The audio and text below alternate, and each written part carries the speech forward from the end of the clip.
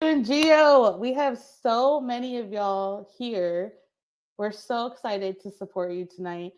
Hopefully, you can hear me and you can see me.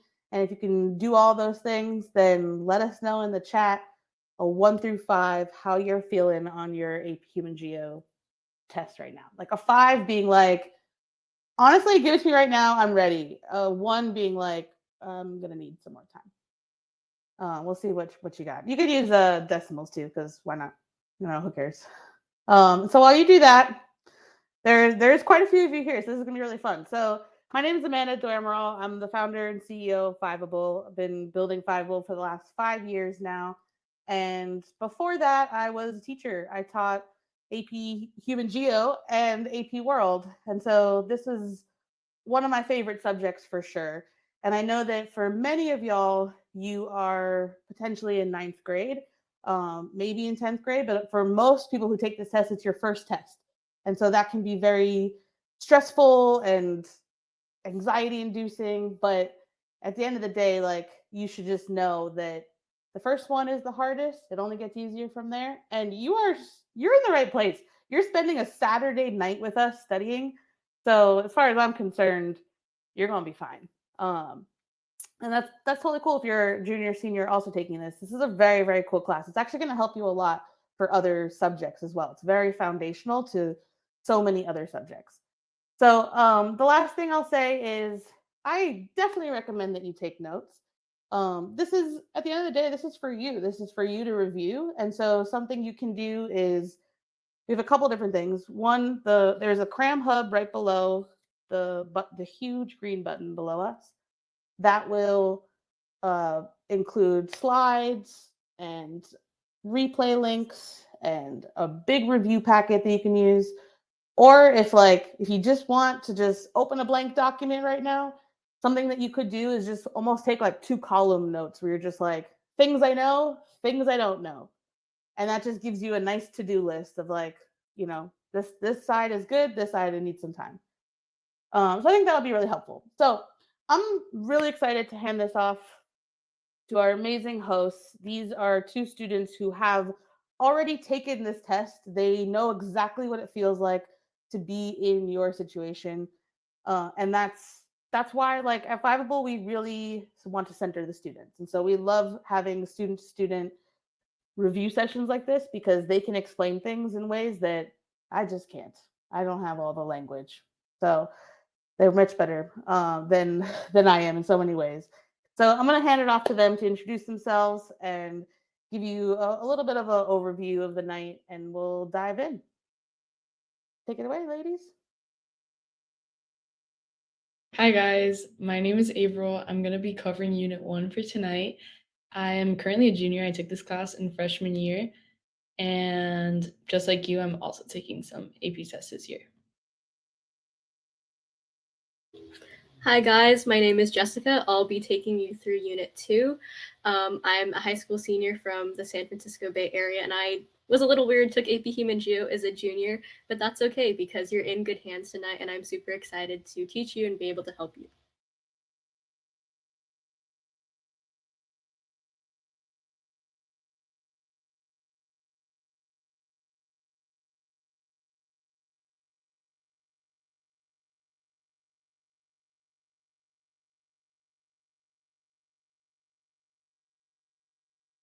So we want to welcome you to the first official cram session of the 5 nights to review AP Human Geo.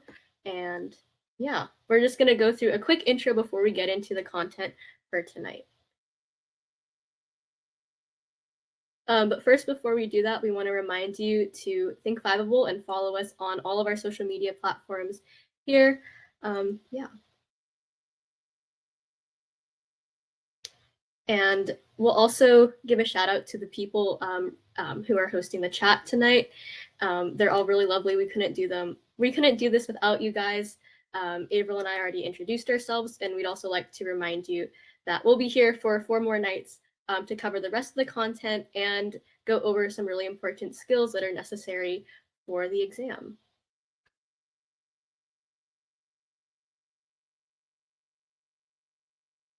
Okay, so a little bit about how tonight is going to work and how cram finales are going to work from here forward. So we have hosts on the stage. That's going to be me and April. And tonight specifically, we're going to go over the key concepts with slides and great graphics for units 1 and 2. And then after that, we're going to review some MCQ, talk about strategies for both MCQ and FRQ, and you're going to get some really good practice with applying the content that we just went over in some like exam format with both types of questions. And we also are going to have hosts in the chat who are going to answer your guys' questions in the Q&A tab. So if you have any questions at any time, please feel free to ask them there. How the chat is going to work, it's basically going to be like a big, really friendly group chat. We're all going to be super nice to each other, help each other out, and it's going to be facilitated by our chat hosts. And of course, we're going to be taking breaks throughout so you guys don't get too fatigued. We know that it's a lot, but we're really happy that you're here, and we're going to try to pace it and make it as manageable as possible. And the replay will be available immediately after the event if you want to rewatch this. We also want to go over some community agreements together, so to make sure we're all on the same page and we can have a great time tonight. So we have 3 big things we just want to go over really quickly. One, we just want to make sure that we're all being really supportive of each other. Let's lift each other up. It can be a really stressful time preparing for AP season. We've all been through it, but hopefully we can find a sense of community here. And the more we support each other and come together, the easier it'll be for everyone involved. 2, please be patient with us, with the people that are hosting the chats, with everyone here, because it's a lot of content, but don't worry, we have 5 nights together. So if we don't cover something that you were hoping we were going to cover, come back, because we will be covering all of the content, all of the units across 5 nights. And finally, please be kind. Just remember that everyone behind the screen right now is a real person. And again, just treat everyone with kindness and compassion and patience, and we're going to have a great time together. So this is the agenda. The first thing is obviously the welcome, which we already did. We're going to be first going through unit 1, then we're going to take a break. Later, we're going to go on unit 2, take a break. And then after that, the most important part of what we learned is applying it. So we're going to be doing the FRQ practice first, and then later we're going to be doing an MCQ practice. And finally, at the end, we're just going to be doing a question and answers. So you guys can ask all your questions, and we'll be answering as we go along until it ends. The exam format, if some of you don't know, is that the MCQ will be 60 questions. It's going to be 1 hour, and it's going to be 50% of your score. Section 2 is going to be the FRQ, which is the free response question, and this is going to be 3 questions, which is going to be broken down into like sub questions or subsections. And it's going to last 1 hour and 15 minutes, and it's also going to be 50% of your score. The first question does not include any stimuli, and then question 2 includes 1 stimulus, and question 3 includes 2 stimuli. So you're going to be seeing data and or maps, which I also got when I was taking my test. This is how the exam is going to be weighed at the beginning. So unit 1 is only going to be 8 to 10%, but unit 2 is going to be 12 to 17%. Along with every other unit. So if you're a little bit stressed about unit 1, don't worry, because it is going to be the smallest portion of the test. Now we're going to start with unit 1. So here are some tips before we get into the content. First, this is some foundational concepts, and you are going to have to learn how to apply some of it. So yes, if you're having if you're struggling with memorizing every definition, don't worry. You just have to really understand or grasp a concept. So let's say we're talking about absolute location, just know like, oh, absolute location is like where you are right now. So instead of having to know the exact definition. Also, we're going to focus on application with the MCQ and FRQ practice. And this unit 1 might be embedded in an FRQ, but you won't see a full question on unit 1 content. So the first thing we're going to be talking about is the world's regions. This is like a big picture view.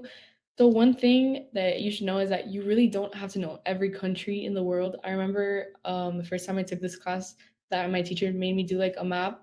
with all the little countries. That's just to help you, but it's not necessary. The one thing you should know though is the regions, so kind of have an idea of where everything is in each continent.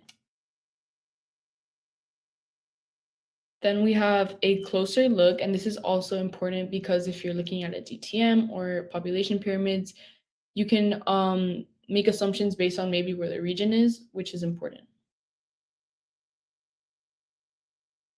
So the first thing that we're going to be talking about, I also list at the top right corner the different sections, so like 1.1, 1.2, if you want to keep track of that. And before we get started, I do recommend you to have a notebook or something to take notes. So if you have like an iPad or somewhere you can handwrite your notes, I definitely recommend that. I also recommend a snack if you get hungry and some water if you get thirsty, because sometimes your brain might get tired and it's good to have things that will energize you. So here we're going to be starting off with the reference map. And reference maps, as you can see here on the right, do not give specific details or data of an area, but are used to have a general understanding of an area. So reference maps can be used to show subways, streets, topography. And then thematic maps, on the other hand, can be used to show the weather, population density, and statistics. So basically, thematic maps are mostly used to show more specific stats, and these maps emphasize spatial patterns or places by using data. Now we're going to be going into the different type of thematic maps, which is something you should know for your test. And the first thing I want to talk about before we get into each different type of map is how to analyze a map. So the first thing you want to take in mind is that here, as you can see in the bottom right corner of the image of the map, you're going to see a key, and you want to analyze what each color means and what percentage or number goes along with it.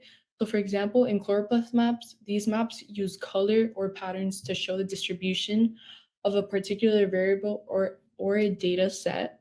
So for this one, just make sure see 40 to 50% would be showing the red color, so you can see what states are going to be in that color.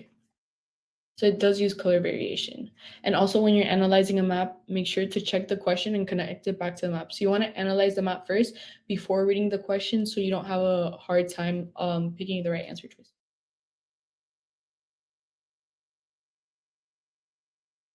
The next map we're going to be talking about is the dot distribution dot density map. It has two names, but you will be able to easily identify it. It uses a dot symbol to show the presence of a feature or a phenomenon. Dot maps rely on a visual scatter to show spatial pattern. So for example, here we have, let's say, US lightning deaths. As you can see in Florida, the denser it gets, that means the more lightning deaths that there has been in that state. So compared to North and South Dakota, where there's barely been any lightning death, the dots are going to be a lot more scattered. Next, we're going to be talking about cartograms. And what happens with cartograms is that it does distort the size of like a region or a state or a shape. And these maps use a particular variable, such as population, to distort the size or shape of geographic areas in order to better represent the distribution of data. So let's say you're trying to show how many, for example, here it says accumulated coronavirus cases. If one place has a lot of coronavirus cases, the state is going to get more inflated, or the area that it's emphasizing. Then here we have a physical map, and the physical map focuses on the geographic features and landforms of an area. So as you can tell in this one is like, let's say the rockier or where there's higher altitude, it's going to be red, and then it disperses out to green. And you can analyze that by looking at the key, which is very small, but like if you think about Arizona, like you're gonna think about the cliffs. And then when you think about Florida, which I live in Florida, so it's like really flat. Like if you drive here, like you won't see anything beautiful, like amazing when you're driving. Okay. The next map we're going to be talking about is a political map, and this one is designed to show governmental boundaries of countries and states. In later units, you are going to learn about the different types of ways that you can tell like a country, like geometric and all of that, but we're not going to be covering that in unit 1. Just know that this is how a political map will look, just to divide the boundaries. Then we have a proportional symbol map, and these maps use symbols such as circles or squares to represent the size or quantity of a particular variable or data set. So it alters the size and location of symbols to represent specific data.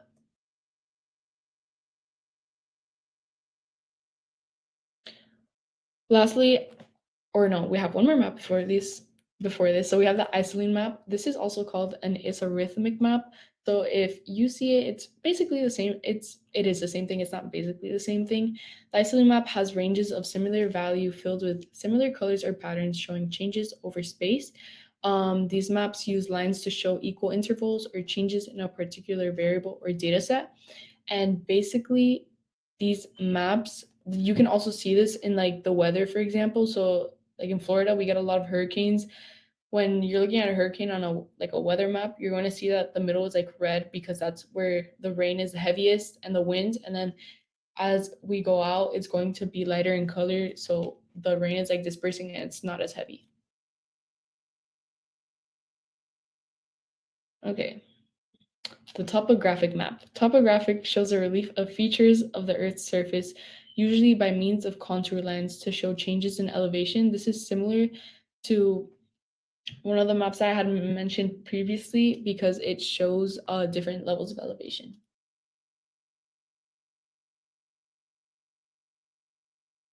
Lastly, this is the last one. This is a flow map. And flow maps are basically maps that show the movement of people or goods from one place to another over time. You can also use this map to show like where you flew. So let's say I'm flying out from Florida. The arrow would first start in Florida, and then if I'm going to California, it would show an arrow flying to California or going to California.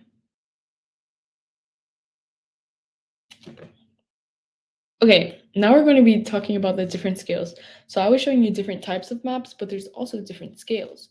So there is going to be two different types of scales on the maps, and there's large scale, which is used for cities and are a lot more detailed. So as you can see here, this is the New York subway system. Large scale maps are going to be a lot more specific. So usually when I was taking AP Human Geography, I would get confused and I'd be like, oh, but if it's large scale, then it should be large like the Earth. And then if it's small, then it should be like New York. But it's actually the opposite. So just keep that in mind. Large scale just means like you're zooming into a map, and then small scale is like you're zooming out on a map.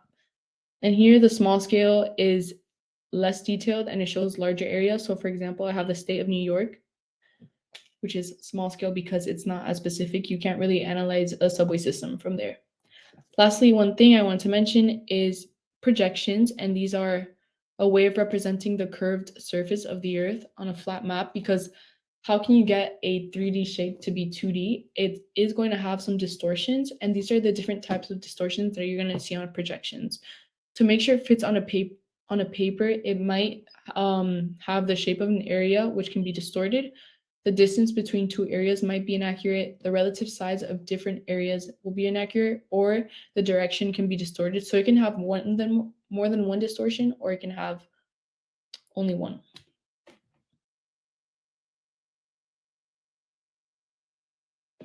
Next, we have the scales of analysis. So before I show you the projections, I am going to be showing you some more scales. More specifically, we have the scale of inquiry, and that is what is the best way to analyze something based on a certain topic. This goes back to what I was mentioning before when I was talking about how can we analyze a map. So if you get a question that is a little bit confusing, just remember to analyze the map before, and then you can make the inference for the question that is being asked. So here it says, let's analyze this map. And as I had mentioned before, you just look at the key first, and from the key, you can start assuming what they're trying to talk about. Lastly, there's also scale of analysis, which is observing data from a global, national, regional, or local scale. So here you can infer that the United States, which is a country, this would be a national scale of analysis. Here is a larger example of a small scale map, and when we refer to it as small scale here is to the countries. So here, this is the COVID-19 cases in the US. You can assume that this is a thematic map because it is by colors and it's not distorting any of the shapes of the states. And as you can see here, countries that have greater or equal to 985 cases of US are colored in really dark red, but then the other ones are colored in really light red, almost like a baby pink. So it is a zoomed out map to show large area on a small space. Then this is a large scale map, as I was referencing. These are the COVID-19 cases in Brooklyn. This is a large scale map because obviously you're not going to be able to see like the different boroughs in Brooklyn have this many cases. Like you wouldn't be able to analyze that if you were looking at it from the United States, like country as a whole in a map.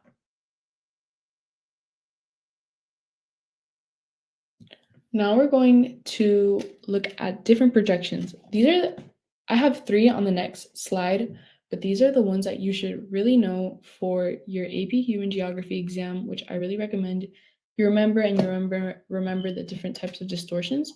The first one we have here is the Mercator projection, and this distorts shape and size of land masses. So it makes the land masses actually appear larger, but it does maintain the distance. And that's why it is used for navigation, because if you're like sailing from, let's say, New York to the coast of Spain, like you're gonna want to use a Mercator map because it doesn't distort the latitude and longitude lines. It's also really popular. That's what I wanted to say. The Robinson projection spreads distortion out across shape, size, and direction. The Robinson projection was actually used to fix the Mercator projection, but it also has its own distortions because obviously you can't make something 3D perfect on a 2D map. This is used to focus on the oceans and the land sizes are smaller, while in the Mercator projection, the land sizes are a bit larger, and it's reduced to mitigate some of the distortions on the Mercator projection, as I had mentioned previously.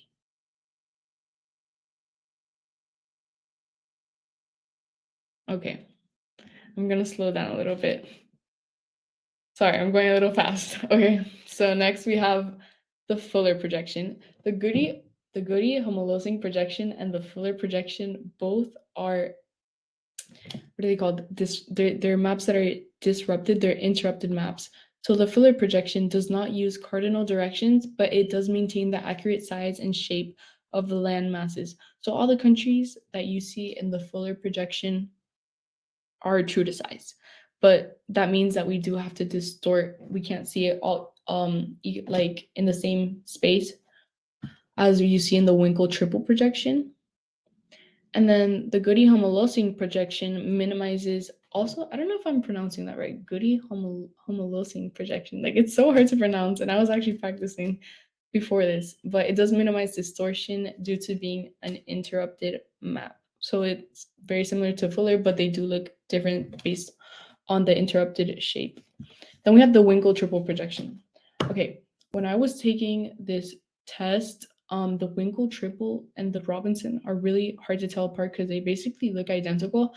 But Jessica, can you go back to the last slide? Thanks. The Robinson projection is not as round as the Winkle triple projection, if you can go back to that one. So you're going to notice that the Winkle triple is a lot rounder. So that's the only thing, honestly, that you can keep in mind for that one. And it's also distorting the poles most. So the north and south poles, it's distorting it a lot. Hey, April, I have a question for you. So you just shared with us a bunch of maps and a bunch of different types of projections. Do you have any tips for memorizing the differences between the maps, or like associating the names with what the maps looked like for the test? Or like, how did you do it when you were studying for the test? So the way that I did it when I was studying for this test, honestly, was just taking MCQ questions and practicing it and analyzing the different maps, because I think that was the trickiest part. So for the thematic maps, I think it's a lot easier to do the MCQ, but then for the projections, I think it's mostly better to, I say usually understand the concepts, but for these, I think it is really important that you remember the distortions, or just try to analyze the distortions while you're looking at the map. So obviously for the Fuller projection, you can see that it's interrupted, but that it maintains the shape of everything. Cool. Yeah, I think we can continue on through the rest of Unit 1.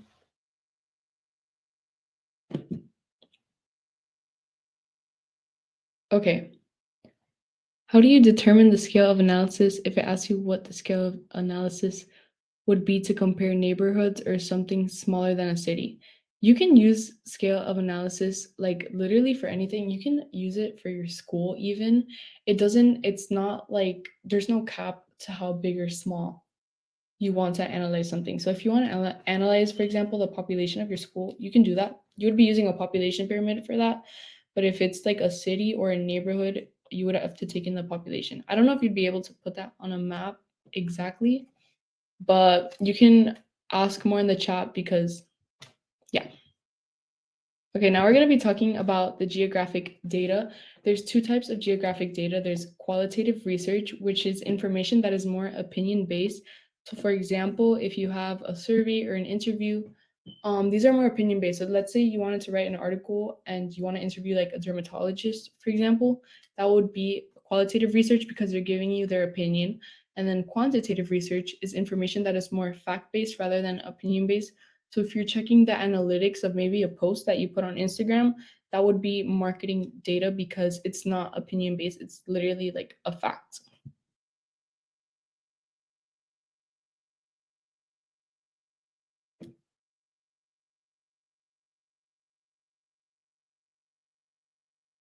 Both the homolocine projection and the Fuller map, since they're interrupted maps, it does show an accurate size of all the land masses.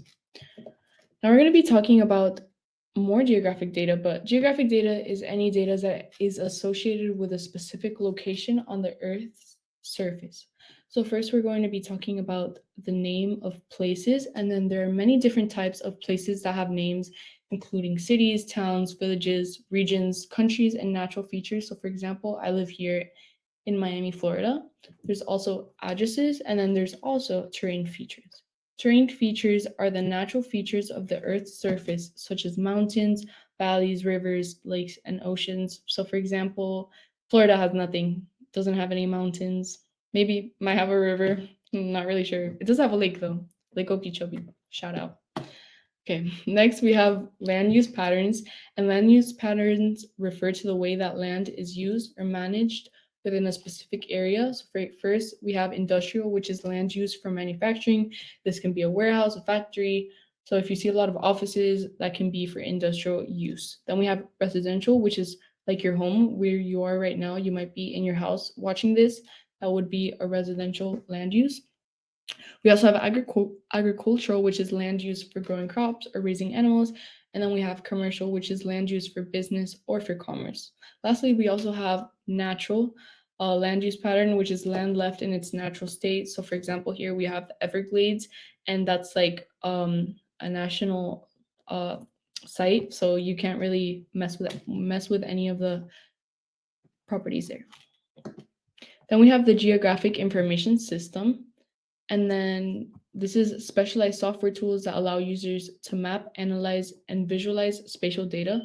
Information is collected through GPS to create layered maps, and it also allows us to analyze different types of data in terms of their location. The one thing I did want to mention was in geographic data, going back to what I was previously mentioning, was also population statistics, which is data that can be used, and there's also a lot of others, but you don't have to know those for the test.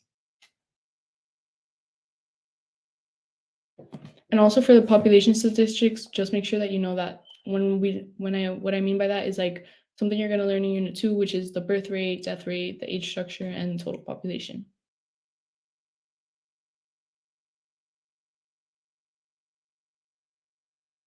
Now we're going to be talking about the power of geographic data. This is 1.3. So maps can actually be used to represent a wide range of spatial information and to show the location of specific points or features. Spatial information is information about physical locations and the spatial relations between objects or features in space.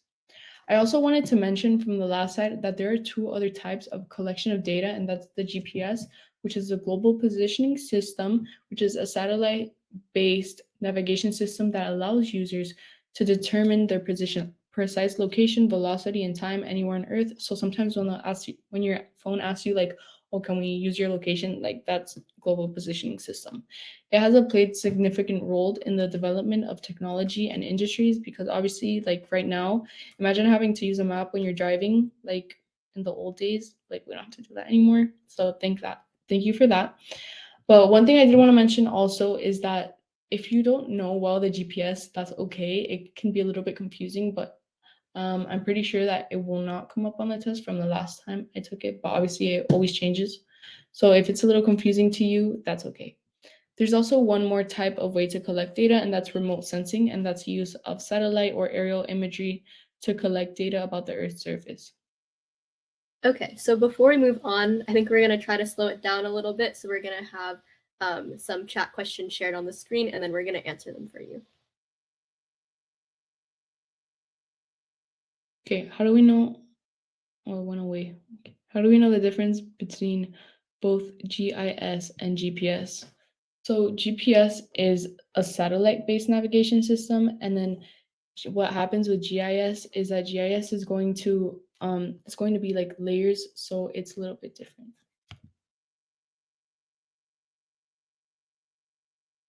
I think we can go on to the next slide.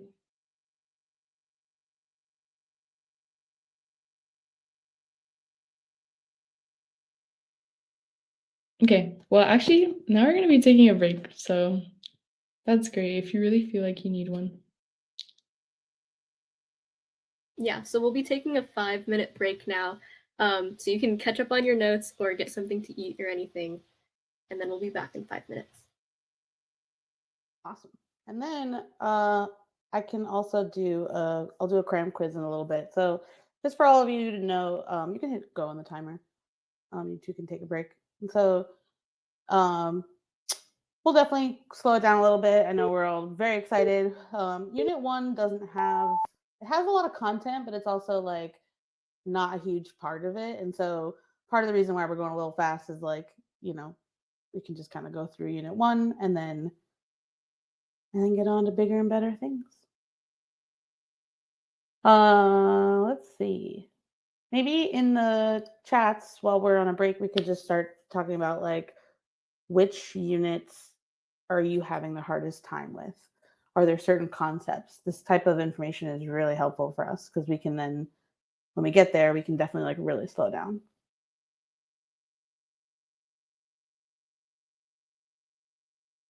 Unit 5. Unit 6, Unit 4. Yeah, this is good. Yep, totally makes sense. Yeah, see how most people Unit 1 is not the issue. So we'll have plenty of time to get through it all. My personal favorite unit is Unit 4, if anyone was curious. I like Unit 4. I just find it to be interesting. The political unit. Who knows what the FRQ will be this year? Or FRQs. So you can also post any questions you have in the Q&A tab, and our awesome hosts are answering them in the comments on there. And so you can check your question and see if it's gotten an answer. Make sure you get some water. Make sure you've got, you know, a snack or something. Use this time to get whatever you need. It's a 3-hour event, so we'll end at 10 p.m. Eastern. So we've got about 2.5 hours more. So we'll add some breaks throughout as we go. So we have about 3 more minutes here. Just kind of help us out. And then I'll also just like remind you that the button below, the Cram Hub is there. And in the Cram Hub, you can get the slides. So these slides, exactly. So if it does feel like it's going too fast, you can open up the slides and, you know, take notes later on as well.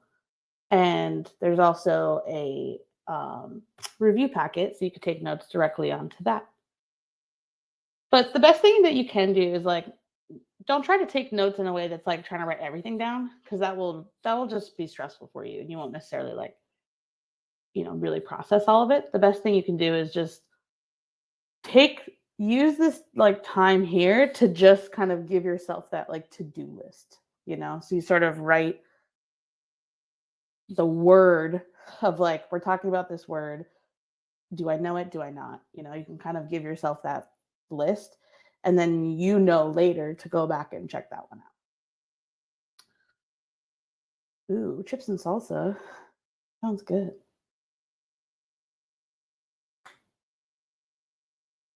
Thank you, Emery. Yes, the slides are on the button.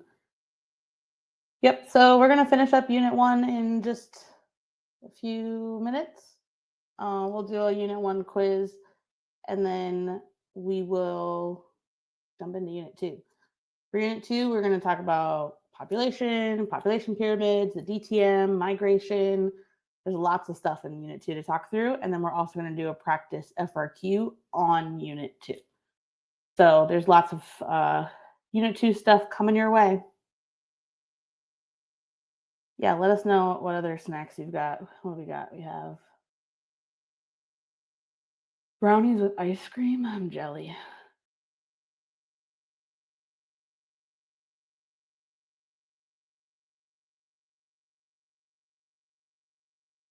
So good. Cupcakes, scrambled eggs. What is the most important unit? So AP Human Geography is kind of unique from APs where you get out of the 7 units, 6 of them are weighted the exact same.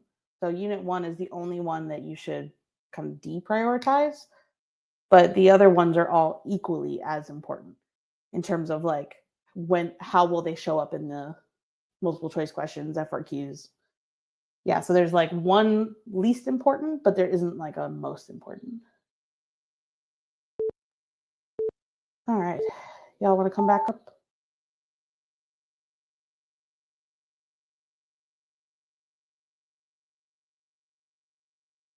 Welcome back. Welcome back. While you go through each slide, just make sure to slow down. We're going to slow down a little bit just to, you know, give ourselves the time we need to go through everything, and so that all the brains of every audience member doesn't explode. All right, as soon as we're done with Unit 1, I'll come back up and we can do the quiz. Okay. One thing that someone had asked before, which I can just repeat again, was if I could go back and restate what remote sensing was, because I think I did go a little faster. And remote sensing is a way to collect data. It's the use of satellite or aerial imagery to collect data about the Earth's surface. And it's used in areas that are unsafe or inaccessible. So if they want to capture an image from maybe like a war-torn country that they aren't able to go there themselves and capture the data, they can use the satellite or aerial imagery. For example, you can assess damage caused by natural disasters also. So now we're going to be talking about different spatial concepts. I remember learning this, and it was actually pretty, like, it's relatively easy once you have different examples. At first, it sounds a little confusing, but you will get to it. So absolute distance is describing distance in quantitative terms. For example, how many miles away is something like, oh, how many miles away are we from West Palm Beach? That would be like probably more than 90 miles. I can't remember, but just for an example. And then relative distance is describing distance in qualitative terms. So instead of using like miles, kilometers, you'd be using like minutes, seconds, hours. So how far away is something? And it's like, oh, you can be like, oh, it's about 30 minutes or about an hour away. Absolute location is using longitude and latitude coordinates. So this spot will never change on Earth. I did mention this at the beginning of when we started. I was like, oh, this is like this where I am right now. Like this is never going to change. This is like my absolute location. While absolute distance can change because it really depends on where you are, and same with relative distance. Relative location is using landmarks in an area to describe the location. So for example, if you don't know the 2 streets that you're in, like let's say you're on 41st and 114th, and you don't know that, you're like, oh, where's the Taco Bell? It's like, it's right next to the KFC. So you can use landmarks to kind of remember, especially if you already drive at this age, you can use landmarks instead of memorizing the addresses. Yeah, and we can't see any of you right now, but we're curious as to where you are. So if you want to practice with relative location, you can go ahead and type in the chat where you are in relation to two or one landmark. So like I'm from California, but I live east of San Francisco. So my landmark is San Francisco. So that's me explaining how relative location works in my case. So what about you guys? Go ahead and type in the chat where you guys are from using relative location.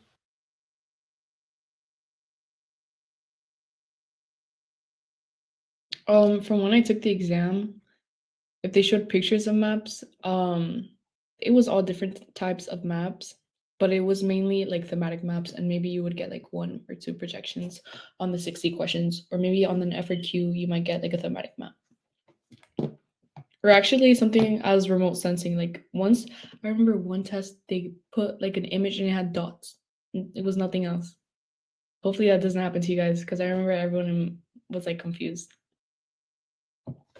I think we can move on, right? To the next slide. I was about to bring that up. I'm seeing some really great answers to my question in the chat, and someone said they're south of Disney. So jealous. But I bet it's really hot there all the time. That's a push or pull factor that we're going to talk about later.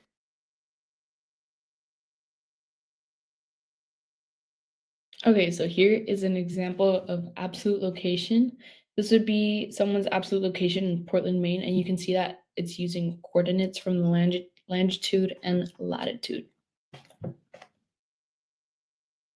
So if you really want to know where you are located on the Earth right now, just go on your GPS and then put it, and it'll show you your coordinates.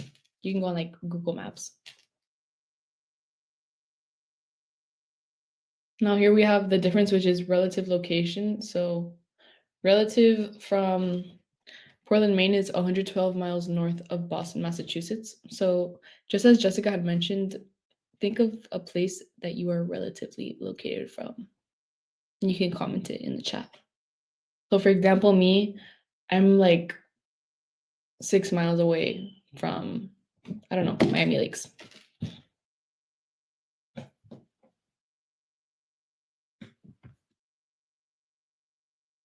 Okay, now we're going to be talking about different spatial concepts. I do think that these are really important for being able to analyze different things or make inferences for future units. So it's something that you should take into account. Distance decay is the effect of distance on cultural and spatial interactions. So the further that something is apart, the less interaction that will occur.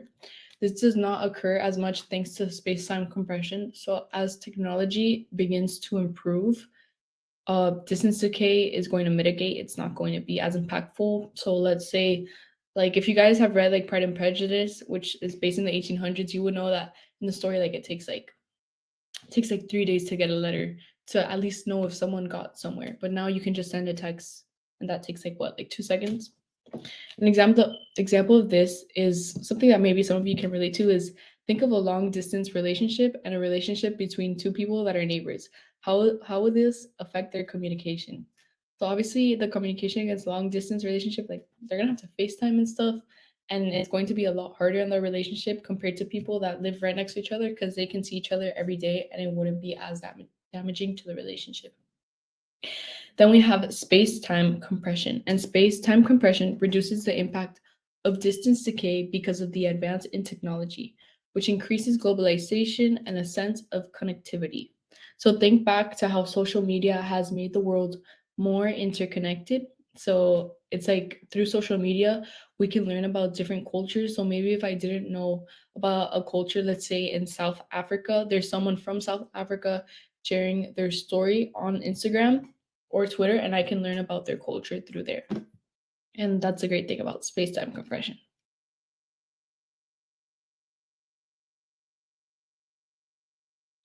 Now we're going to be talking about different spatial concepts. So the first one is pattern, and that is going to be the geometric placement of objects in space. So where are things located? Then we have space, which is the physical gaps between objects. In my opinion, I don't think you have to really know these definitions the way they are, because I think all of you really know like the definition for space, but this is more of a geographer's term. So the physical gaps between objects, like how far away am I from this water bottle? And then we also have flow, which is the movement of goods, people, and services from one place to another. Then we have place, which is creating a location that has certain characteristics.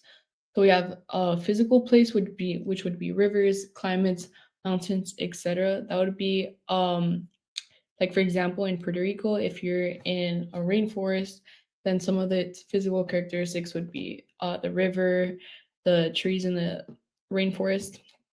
And then cultural would be certain characteristics of a place, which would be the religion, the age structure, language, and there's a lot more different examples. So let's say that a cultural characteristic of Miami is that like everyone here is Hispanic and speaks Spanish. That's like something that's very unique to Miami compared to a lot of other cities in the United States. So you can kind of think of Miami like that and remember it in that way. I think we had a question before we move on, like just to clarify, if you want to go back over the distance between absolute and relative location. I think there's a question on the screen.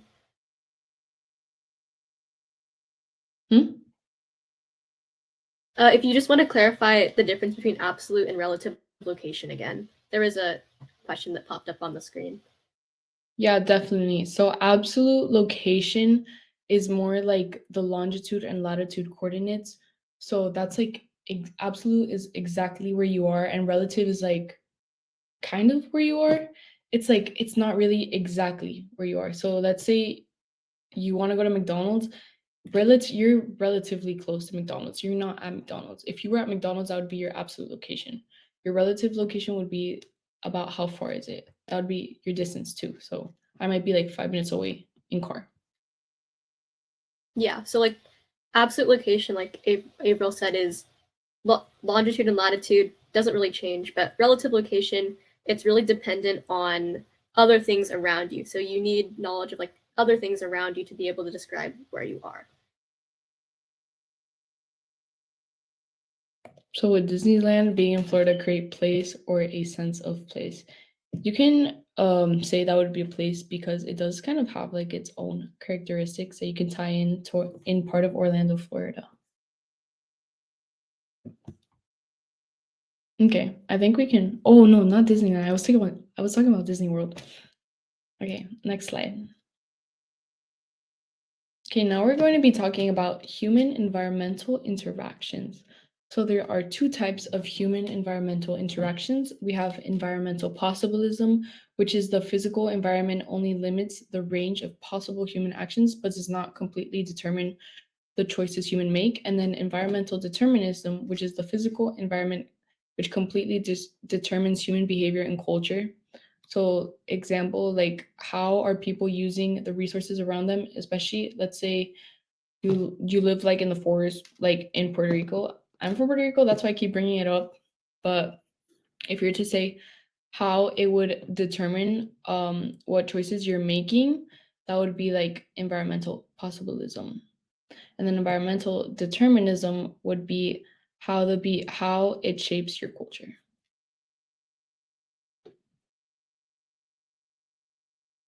I'll add in my own example of environmental possibilism. So I live in California and it's like super hot. It gets like 110 degrees Fahrenheit during the summer, right? And so if I didn't have technology, if I was completely dependent on the environment, I would probably die. But because humans are not fully at the whim of their environment, because we have technology like air conditioning, thank God for air conditioning, I'm able to live in more places that wouldn't be exactly hospitable without this technology. I also saw that question. Has environmental determinism been disproven? Both of these have not been, or that I know have been disproven, because you can show examples of your everyday life for both of them. So example, environmental determinism, it kind of shapes around like it shapes how you live in an environment. So if you're living, for example, maybe Antarctica, the way you live and the way you adjust to the climate, like wearing more layers, for example, that would be different to how many layers you would wear here in Miami, because the environment is changing how you're going to live in that place. I think that it's a little bit complicated.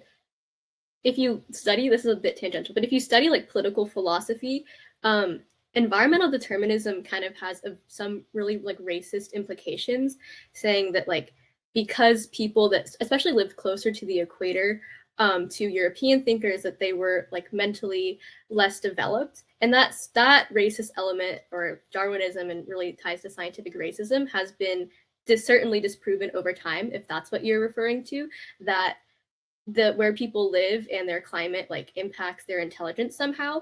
But really in the modern world that we live in, yes, environment impacts how I live, but also I can use technology to change my environment to make it more hospitable. So the way we live now, it's a combination of possibilism and determinism, if that's what you're asking.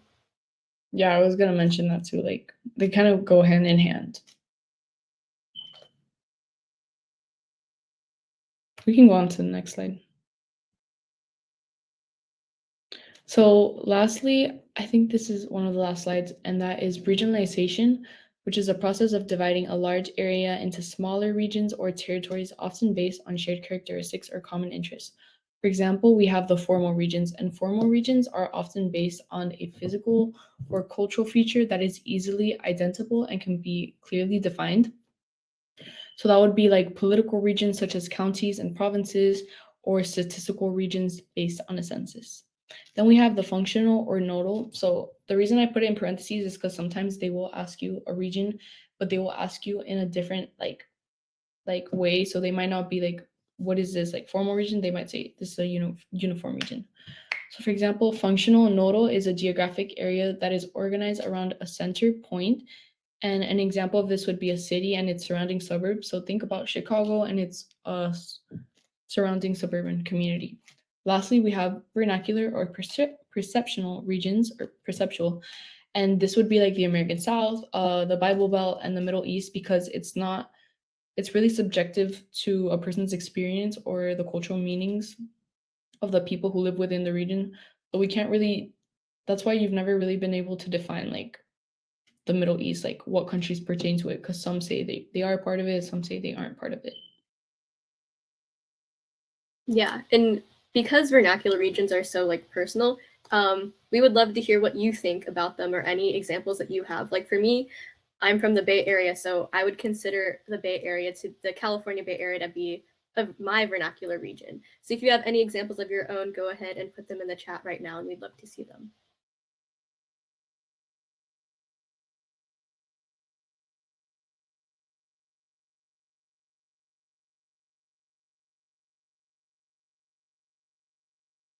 Someone asked a question is if they ask specific about specific people on the AP exam, and from last time I took it, they don't. Like, I don't think you have to remember any specific geographers, just like the name. So like the Mercator projection, you don't have to remember who created it, but it's kind of implied in the projection, the Mercator projection. Okay, so this is one of the type of regions, and this is the formal. I had already mentioned it, but these are examples so you can see them. These are the borders that are really easily defined, and this is used to be able to tell the difference between states or countries, or really just dividing them so you can see where the territories end. Also, this is an example of a thematic map.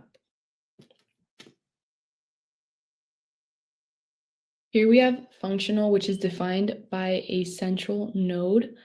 So as you can see here, they have like the different, I'm pretty sure those are basketball teams, right? How here we have like the Miami Heat, and then we have the Lakers. And I am assuming that this map would be on how many fans they have spread across, or how far people are going to support them. And then we can move on to the last slide, which is a last example of the perception or vernacular region, which is a place that people believe exists as part of the cultural identity. And here you can see an example of this. I think also maybe New England. Does anyone know? Type in the chat. Do you know if that is a vernacular region or like a formal region? Like it's clearly defined. Because I remember I was debating with my cousin on if Maryland was part of it, which I searched it up and I think it said it wasn't.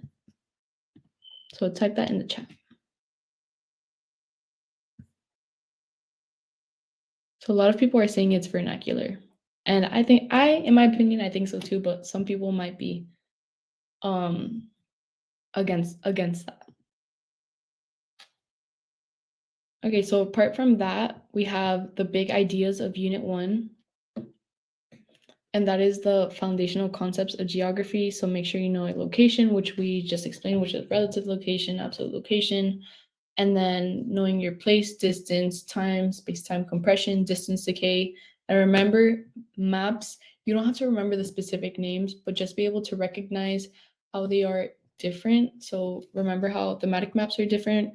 Try to tell between the different distortions of the projections, and also know your regions. I think that is also really important because it is going to tie into the later units, especially the political ones. So remember your region, your functional maps, your functional regions, your formal regions, and then your vernacular regions. And then we have a little question here, which is, out of these big ideas, what can we help you with further, or what do you want us to explain again?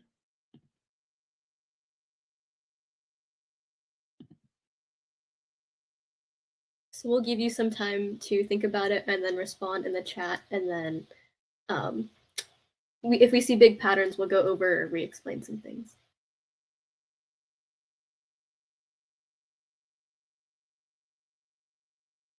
Mm-hmm.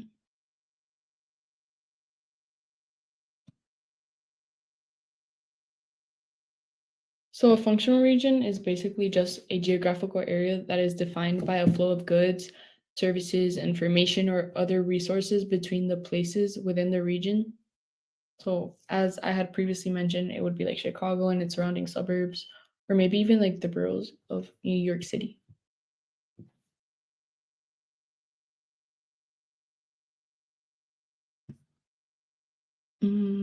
Oh, here in the chat, they're asking about regionalization, which if you go back to the last slide, I put a term there that if you really want to know it, you can.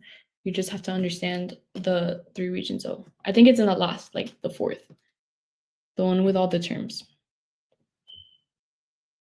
So regionalization is the process of dividing a large area into smaller regions, territories, or if it's based on shared characteristics or common interests. So that's why we were talking about like vernacular, like it's based on common characteristics, while formal is more divided into a large area into smaller regions. So the United States, it might have different states, and those are the borders.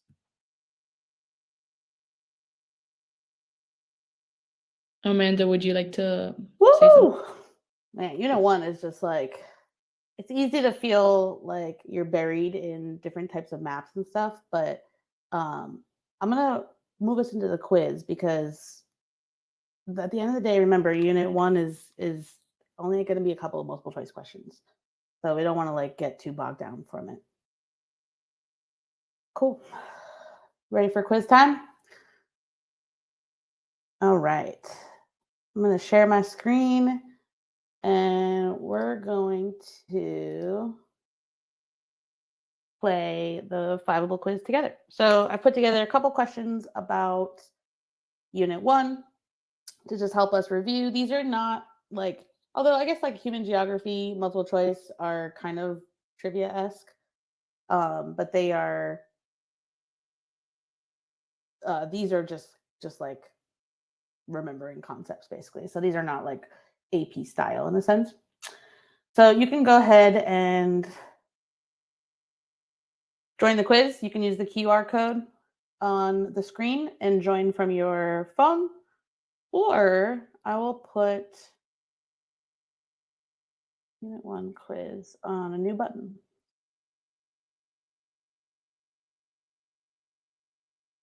Here we go. All right, and I'm going to play the music. Oops. Can you hear the music? You can't hear it, right? I don't think we can hear the music. Okay, I'll play the next one. All right, let's start quiz. Okay, wait, let me unshare just to get the music going, because we've got to get the music going. I'm coming back.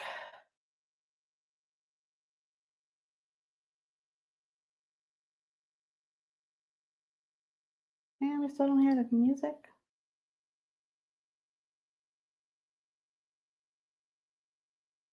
That's such a bummer. All right. Well, we've got a whole bunch of people answering this question. There's the button that says Unit 1 quiz is like so they can join, right? Yep. Because a lot of people are saying like where the link is. So if you see the button there, you can join the quiz. Thank you. All right, let's reveal this answer. So distortion is especially severe and apparent on small scale maps. We got this one was like this is a spicy question, so there were a lot of incorrects here. Could you guys help explain why this is correct?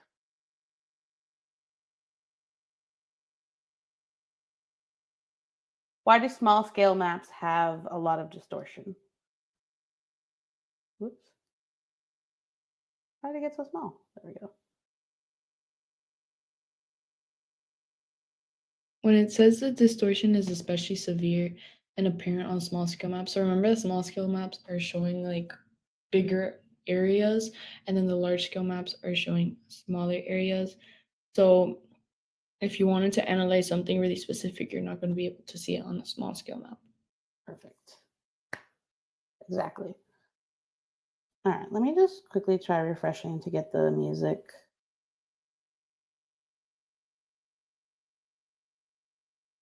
Gosh, such a bummer. Okay, that's the next one. Next question. Ah, there we go. Now you can hear it, right?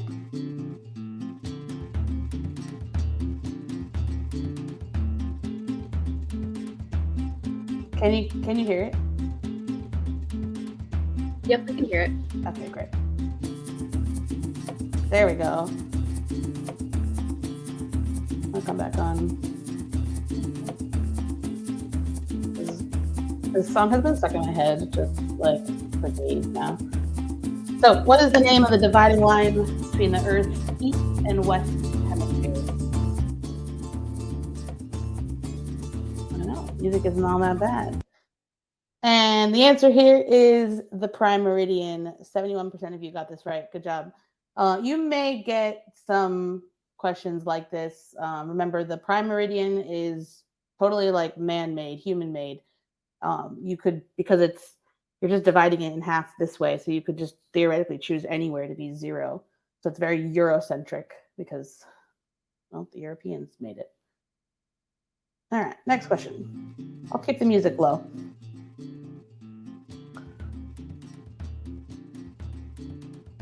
All right.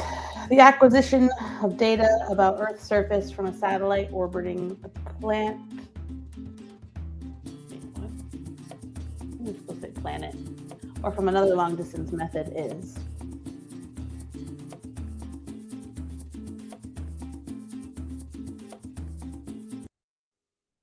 I'll turn the music down.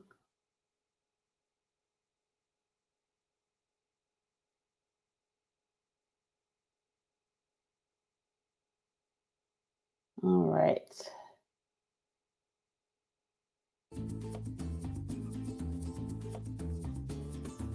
All right, I'm going to reveal this answer.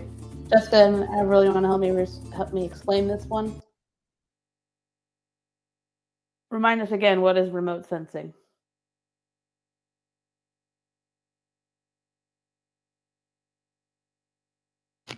I can tell you what remote sensing is. It's the use of satellite or aerial imagery to collect data about the Earth's surface.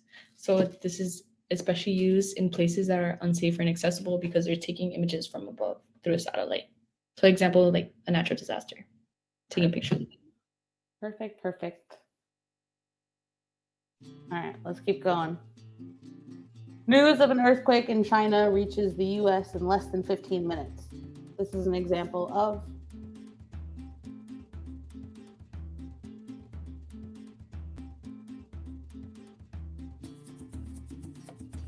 Loving all these emojis flying around.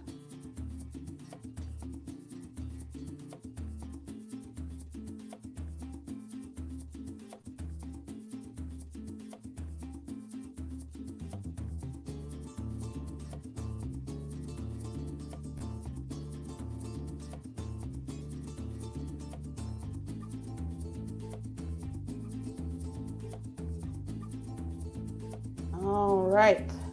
About to reveal the answer. Woo, y'all killed this one. Time-space compression. So remember, news travels so much faster now than it used to.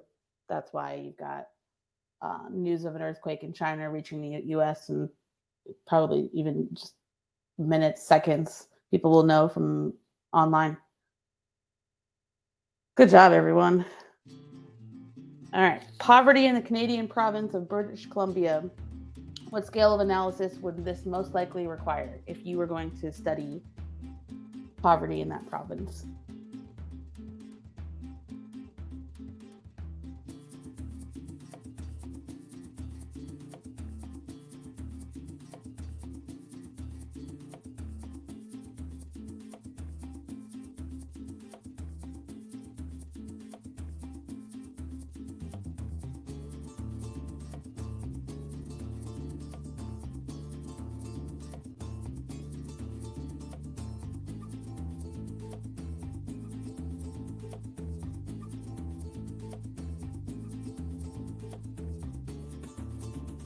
All right.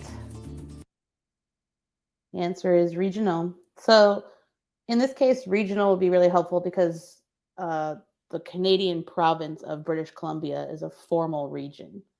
Yeah, it's like a state. And so in this case, it's like local isn't necessarily useful in that sense. Like you may be studying things locally there, but that's not really a scale of analysis in this case. All right, 2 more. Then we're going to be in on Unit 2.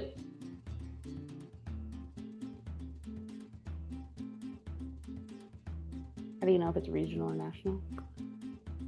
Which is an example of a perceptual region?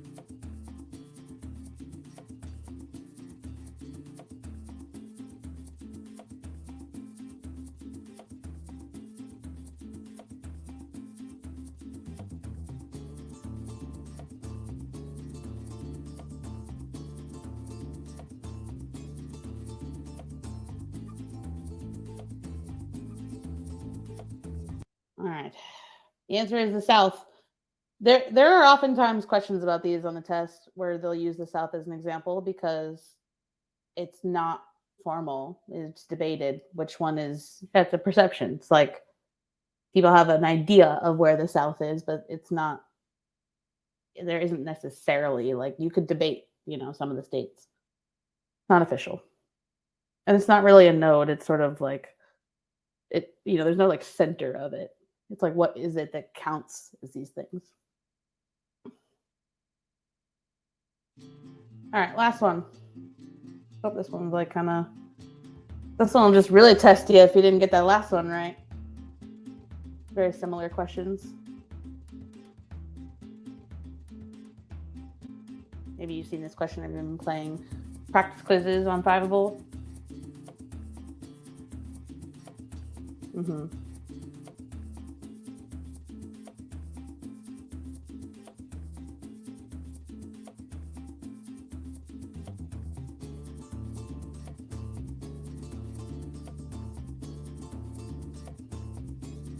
All right, reveal answer. People's feelings and attitudes. Correct. Good job. So shared cultural values is sort of similar, but it's not necessarily like, in this case, it's almost like D is a better answer. All right. So on your screen, you can look at your answers and kind of see what you got wrong. And we'll do another quiz after Unit 2 when we go through it. So I'll bring Jessica and Avril back on stage. That was fun. Good job. We'll play more as we go. Before we move on to Unit 2, I was seeing a lot of questions that, since we did the quiz, I didn't get to answer. And one thing that I did want to mention is because a lot of people were confused between the difference of GPS and the GIS.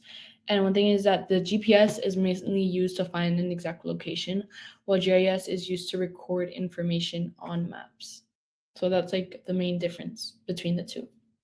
And then another thing is that remote sensing was asked again, and it's remote sensing is the use of satellite or aerial imagery, which I think I did mention it in the questions.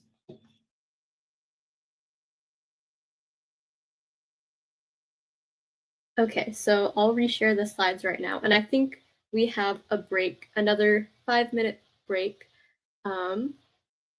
So we'll be starting that shortly. And then when you come back from your break, you can get a little snack, some water, use the restroom. We'll be going over Unit 2.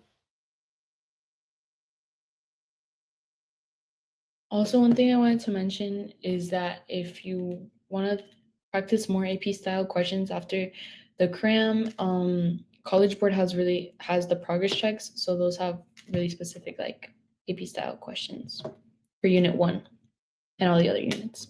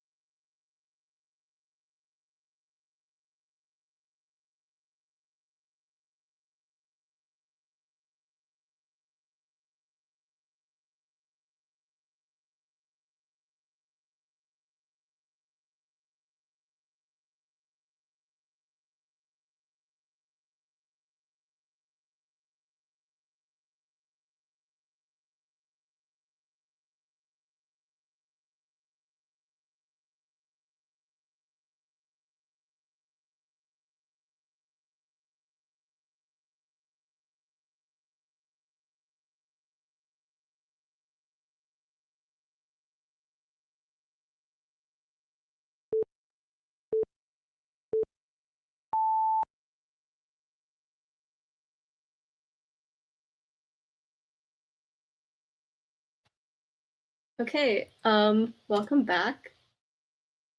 That was the end of our 5-minute break, and now we're gonna get into some Unit 2. So first, we just went over Unit 1. That's basically the foundation of everything else to come in AP Human Geography. And Unit 2 is kind of the first, I guess, thematic section. So we're going to be talking a lot about population and migration, but obviously this is reliant on what you learned in Unit 1 as well. So you're gonna need to apply some of the concepts that you just learned about. And again, I encourage you to take notes. If you want me to slow down, go faster, just let us know in the chat, and the chat host will let me know, and I'll try to adjust for you guys as well. Yeah. And the way that I'm going to be organizing this is roughly like how Avril did it with like each section. So I don't have the sections labeled, but it roughly follows the CED that the College Board puts out. So we're hitting all of the major concepts. And we're going to be talking about population, and then the DTM, and then migration at the very end. And one of the big questions, at least in the population section, is, well, why do people live the way that they do and where they do? It seems like a really simple question, but it's actually not. And this is what the population section, the beginning of it, tries to explore. Because where people choose to live certainly is not random. It's the farthest thing from random. People are very intentional of where they live and want to live for two major reasons: physical factors and human factors. So for physical factors, you can think of anything that's part of the natural environment that can either benefit human life and human society and make it advantageous to live somewhere, or be detrimental to human life. So one example would be climate. Let's say that you have a pretty moderate climate if you live in like British Columbia of Canada. It's like 60 degrees Fahrenheit there all year round. Sometimes it rains, but that's really good for human life because it's not too extreme. Whereas if you take somewhere like Algeria that has lots of its land part of the Sahara Desert, that's really not the best climate for human life to be living in. And the same thing goes for access to water, natural resources. Humans are dependent on these things to live. Like, we all need water to drink, but also natural resources to build technology and to gather food. And so living near places that have more natural resources, that explains why humans choose to live in some places over others. And finally, certain landforms like large bodies of water or the mountains can be really advantageous for the creation of human society because they can serve as barriers from outside populations that would want to attack them. And so all of these physical factors explain why it's more advantageous to live in some places more than others. And human factors also play into this as well. And this will relate to when we talk about in migration, push and pull factors. So let's say that, okay, I'm going to brag about California for a second. Did you know that California has the 5th largest GDP in the world? That's pretty cool, but I'm a Californian. And so human factors like the economy make some places like California a really attractive place to live. Whereas if you live in some places that have not as great of an economy, or their economic standing and economy is a lot harder to make a living in, like if they have a more agricultural based economy or operating in a lower economic sector, that may actually be what we are later going to call a push factor. It's less advantageous to live there and less attractive to live there. Same thing goes for political or cultural aspects. Let's say that you're a religious minority. Let's say that you're part of like the Uyghur population living in China that is being like persecuted right now. That is something that it's a human factor that makes you not want to live there if you're part of that religious minority. Whereas if you're part of the majority, you would actually, this would be a human factor, a political or culture one. If you feel part of a group, you would want to live there and want to move there. And the same thing goes for historical factors as well. Like if a place is of historical significance, this impacts the population or why people may want to choose to live there. And next, we're going to talk about density. So density is important when looking at and wanting to describe populations and how the population is distributed across an area. And it's important that you know these three things because once we apply this with what we learned, what April talked about in maps, we can see that it's knowing how to talk about density and the different types of density are really important to be able to analyze and understand maps that you're going to need to show the College Board on the AP exam. So the first type of density is really simple. It's probably what you think about and probably what you learned in like maybe science class or something. It's called arithmetic density, and it's the simple average of people, all the people living in a certain area. So like all the people living in the state of California divided by the amount of land in that area, like square miles or acres or whatever unit of land you're using. Straightforward, pretty simple. You've heard about it before. I'm sure you know it. The second type is called physiological density. And this is important because the amount of land you have kind of becomes obsolete if you can't make food or grow food on that land. So this is it takes the number of people living in an area divided by the units of the number of people living in an area divided by a unit of arable land, or it's like how many people per unit of arable land in an area. To give you an example of this, I want to go back to Algeria. So Algeria is, again, a lot of the state is made up of the Sahara Desert, and that land really isn't arable. And so the physiological density of Algeria would be a lot higher than its arithmetic density because there's a lot less land to work with when you're only considering the arable land or the land that you can grow crops on. The last type is called agricultural density, and this is the number of farmers per unit of arable land. And typically, we're going to talk about the economic sectors later in Unit 7, so stay tuned for that. But if you have an economy that's more agricultural based and you have a lot more farmers, you're typically going to have a higher agricultural density than a place that operates within higher economic sectors, like that does things more with computers, and they import a lot of their food because they don't have as many farmers because they're in a higher economic sector. And there are benefits and disadvantages to having both higher and lower density. So one example of a kind of a detriment to living in an area with lower density, this typically aligns with more rural areas, is that you have fewer services. And one example of this is, at least in America, is within the Rust Belt. So Dayton, Ohio, which is kind of sometimes known as the capital of the Rust Belt, really lacks some services and some essential services and infrastructure. And so what was happening, because so many people were leaving that area, there wasn't enough money to keep essential programs like fire stations and police and like first responders open and operating. So sometimes it would take up to an hour for these first responders to respond in areas of the Rust Belt. And so this shows how areas of lower density have fewer services, and the services might not be as high. So just remember that. Think about Ohio, think about the Rust Belt when asked about consequences of population distribution and consequences of density. On the other hand, a detriment to living in a place that is high density is the spread of disease.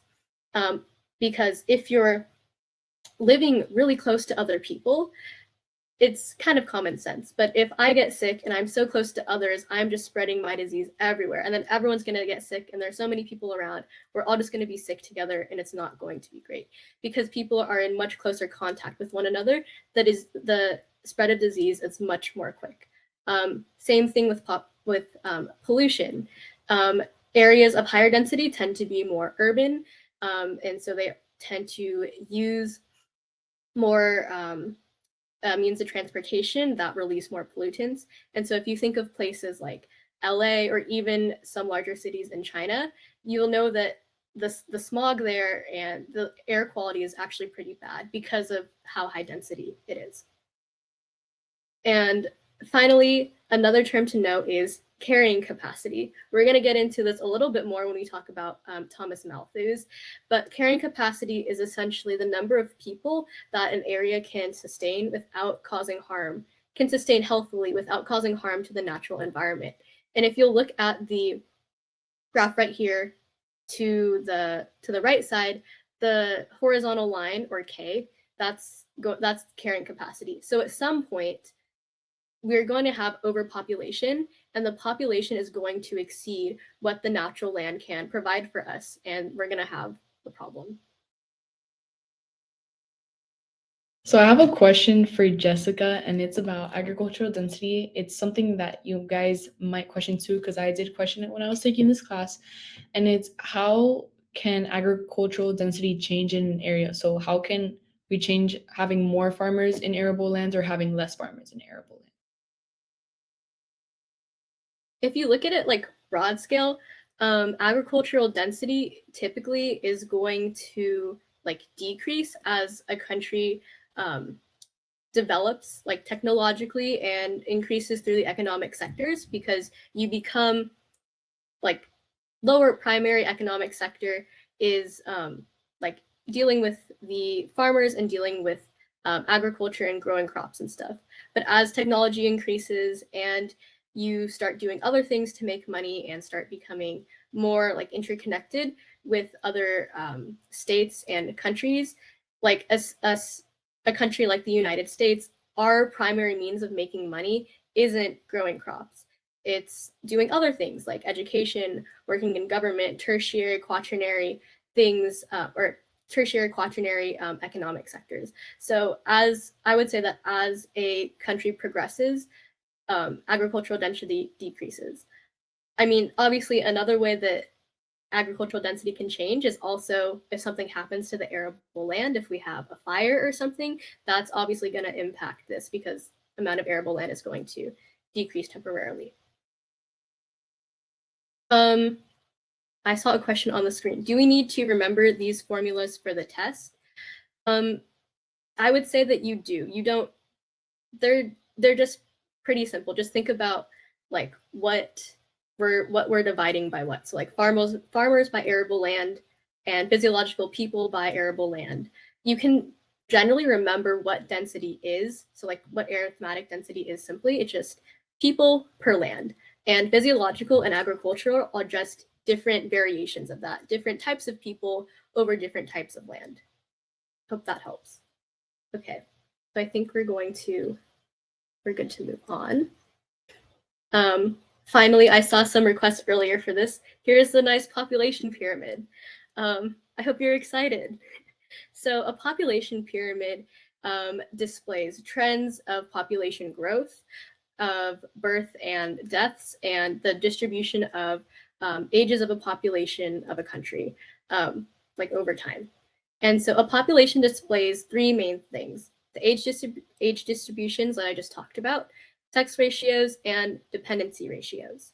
You can see on your screen that this population pyramid of Yemen is broken up into iterations of 5 years. These are called cohorts. So like each age group is of 5 years.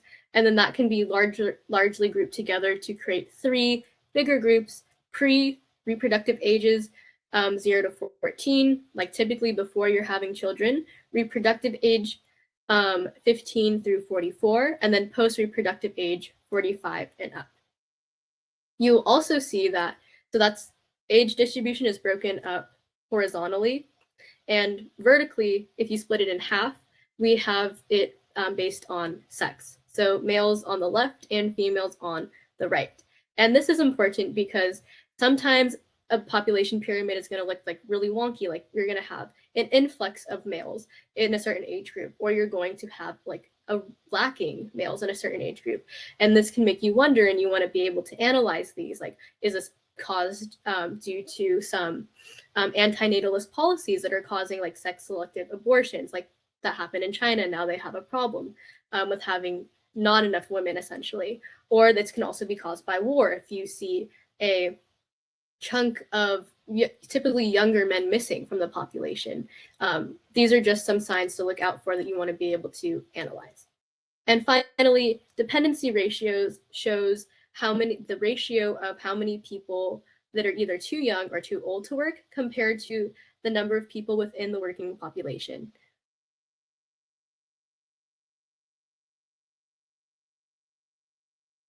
And We're going to talk about the demographic transition model in a second, but we've related population pyramids and what they can look like based on each stage of the demographic transition model.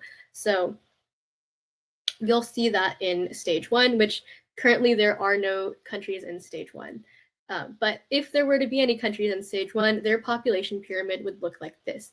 It would have a super, super wide base because you have a high birth rate, lots of babies being born, but it would be super tall and super skinny because the death rate is so high and the life expectancy is so low. You can't expect many people to live to be old. And you can almost see that it's concave on the sides because of just how extreme the difference is between the high birth rate and the high death rate. Secondly, stage 2 over here, it looks more like a pyramid, so it deserves the name. Again, you'll see that birth rate's still pretty high, but the sides of the shape are starting to fill in. Death rate is still high. Life expectancy is getting a little longer, which is why you see more people living in the reproductive age and even a little bit more like post-reproductive. But still, not a ton of people are making it to the top to be 65 and older. Thirdly, we have stage 3, where you have moderate population growth. The birth rate is starting to slow down along with the death rate, which slowed down a little bit in stage 2. And as a result, life expectancy is increasing and you get this more like rounded shape. It kind of looks like a round version of SpongeBob, I guess, if you saw that one version of SpongeBob where he's like round. And so it typically like starts to look a little bit more uniform, at least horizontally. And this shows that population growth is happening, but it's more moderate. And you'll notice like the base of it, of the pre-reproductive ages, is about as wide as the reproductive and post-reproductive ages, which is not something we see in stage 1 or 2. And just to quickly mention, in stage 2, the shape of this indicates that we are having rapid population growth. Because lots of babies are being born because the death rate is slightly decreasing, but the birth rate has not fallen yet. So we're getting a big population boom. Finally, stage 4, it should look about like, this kind of looks like stage 4/stage 5. Stage 4 should look the most uniform of all. It'll look like almost like a rectangle, kind of like how stage 3 looks. We have low population growth, low birth rate, low death rate, and it should look the most uniform. I say that stage 4 looks a little bit like stage 5 because in stage 5 of the demographic transition model, the death rate is surpassing the birth rate. And so what that looks like is the bottom, the base of the pyramid is actually going to be skinnier than the top of it. And it looks really unstable, and it kind of is. We're going to be going over the stages of the demographic transition model in a second, but just to answer the question on the screen, there are some countries in stage 5. I believe like Japan is definitely one of them, South Korea, which is having problems with its population right now, and Italy as well are some good examples. But Japan is definitely the poster child of countries in stage 5 for a number of reasons. Okay. I just to pop in and say I saw a question a lot of people were asking were examples of the different stages. And just for stage 3, an example would be Mexico, stage 4, an example would be United States, and stage 2, an example could be Yemen. Stage 1, there's no countries in stage 1 at the moment. Yep, and we're about to go over the DTM, so we'll cover that right now, after we go over some important vocab to understand the DTM. Apologies for how many words are on the slide, but it's really important that you know what all of these mean. They're probably going to be abbreviated later, but it's just really foundational knowledge to understand the DTM. So first, the total fertility rate is the average number of children that would be born to a woman in country, assuming that every woman lived through her childbearing years, or the reproductive age that we said is about 15 through 49. The crude birth rate is the number of births occurring in an area per 1,000 people in 1 year of a country. And this, along with the crude death rate, are what were the two probably most important vocab words from this slide, because that's essentially what the DTM looks at: birth rate versus death rate and what that means for population growth. Infant mortality rate is the number of deaths among babies occurring between their birth and their first birthday, or who do not live to experience their first birthday, for each 1,000 live births in a given year. And we'll look at how trends of infant mortality change or typically decrease as we increase through the stages of the DTM. And crude death rate, like I said, it's the same as crude birth rate, except we're looking at the number of deaths occurring in an area in a year per 1,000 people in a country. Okay, one more slide of vocab, and then we get to the fun part. So zero population growth, or ZPG, is when the birth rate equals the death rate. So because no more people are dying than being born, no more people are being born than dying, the population is stable, it's zero, it doesn't grow. Negative population growth, on the other hand, is what happens when the death rate surpasses the birth rate. So more people are dying in a year in a country than are being born. And so that means the population is going to shrink, actually. And spoiler alert, this is really connected to stage 5 of the DTM. And finally, the rate of natural increase is the percentage at which a country's population is growing or declining without taking into account how the population is changing with migration. And you can calculate this by subtracting the crude death rate from the crude birth rate and dividing by 10. And finally, doubling time is the amount of time that it takes for a country's population to double. And I believe this is calculated by dividing 70 over like the rate of population growth, but you don't need to know that for the exam. I am actually not sure about this question. If you use an abbreviation, will graders still give full credit? My teachers, just in my experience, always told me to write it out, just so that you express to readers that you know really what you're talking about. You don't want to leave anything up to chance on FRQs. Even if it saves you a second, I would say it's worth writing it out, just so you're sure that readers know what you're talking about, because you do know what you're talking about, and you don't want it to come down to a silly little abbreviation that costs you a point. Okay, now I think we're ready to go on to the demographic transition model. Yay. Okay, so the demographic transition model is a cornerstone of this course. You want to always be thinking about it and relating things back to it, even as we talk about other units. So a brief definition: the DTM, or demographic transition model, is a model that looks at a country's population trends, taking birth rate in relation to death rate as time and economic development progress.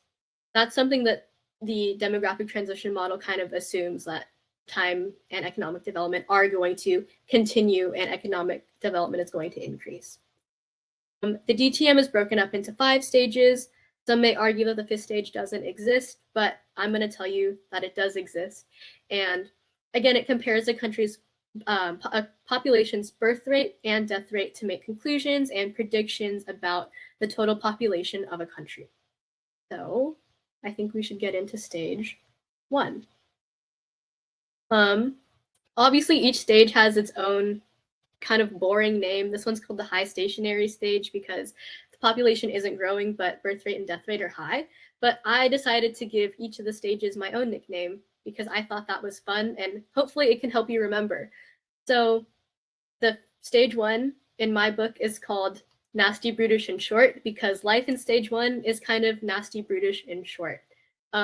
If you're taking AP Gov, that's actually the first line from Thomas Hobbes' Leviathan. If you don't know what that means, no problem. Just know that stage 1 kind of sucks to live in. So the characteristics of stage 1 are that the birth rate is really high, but the death rate is also really high. And that means that because birth rate and death rate are relatively the same, the population is not going to be growing. And that also means that your quality of life is pretty poor and your life expectancy is pretty low because the death rate is so high. And disease and lack of advanced medical care really account for the high death rate and low life expectancy. Like, think about it. At any moment, you're really susceptible to disease. Anything could kill you that now, at least in more developed countries, we have vaccinations for. At any moment, you can be killed by a wild animal. stage 1 is not typically a fun stage to be living in.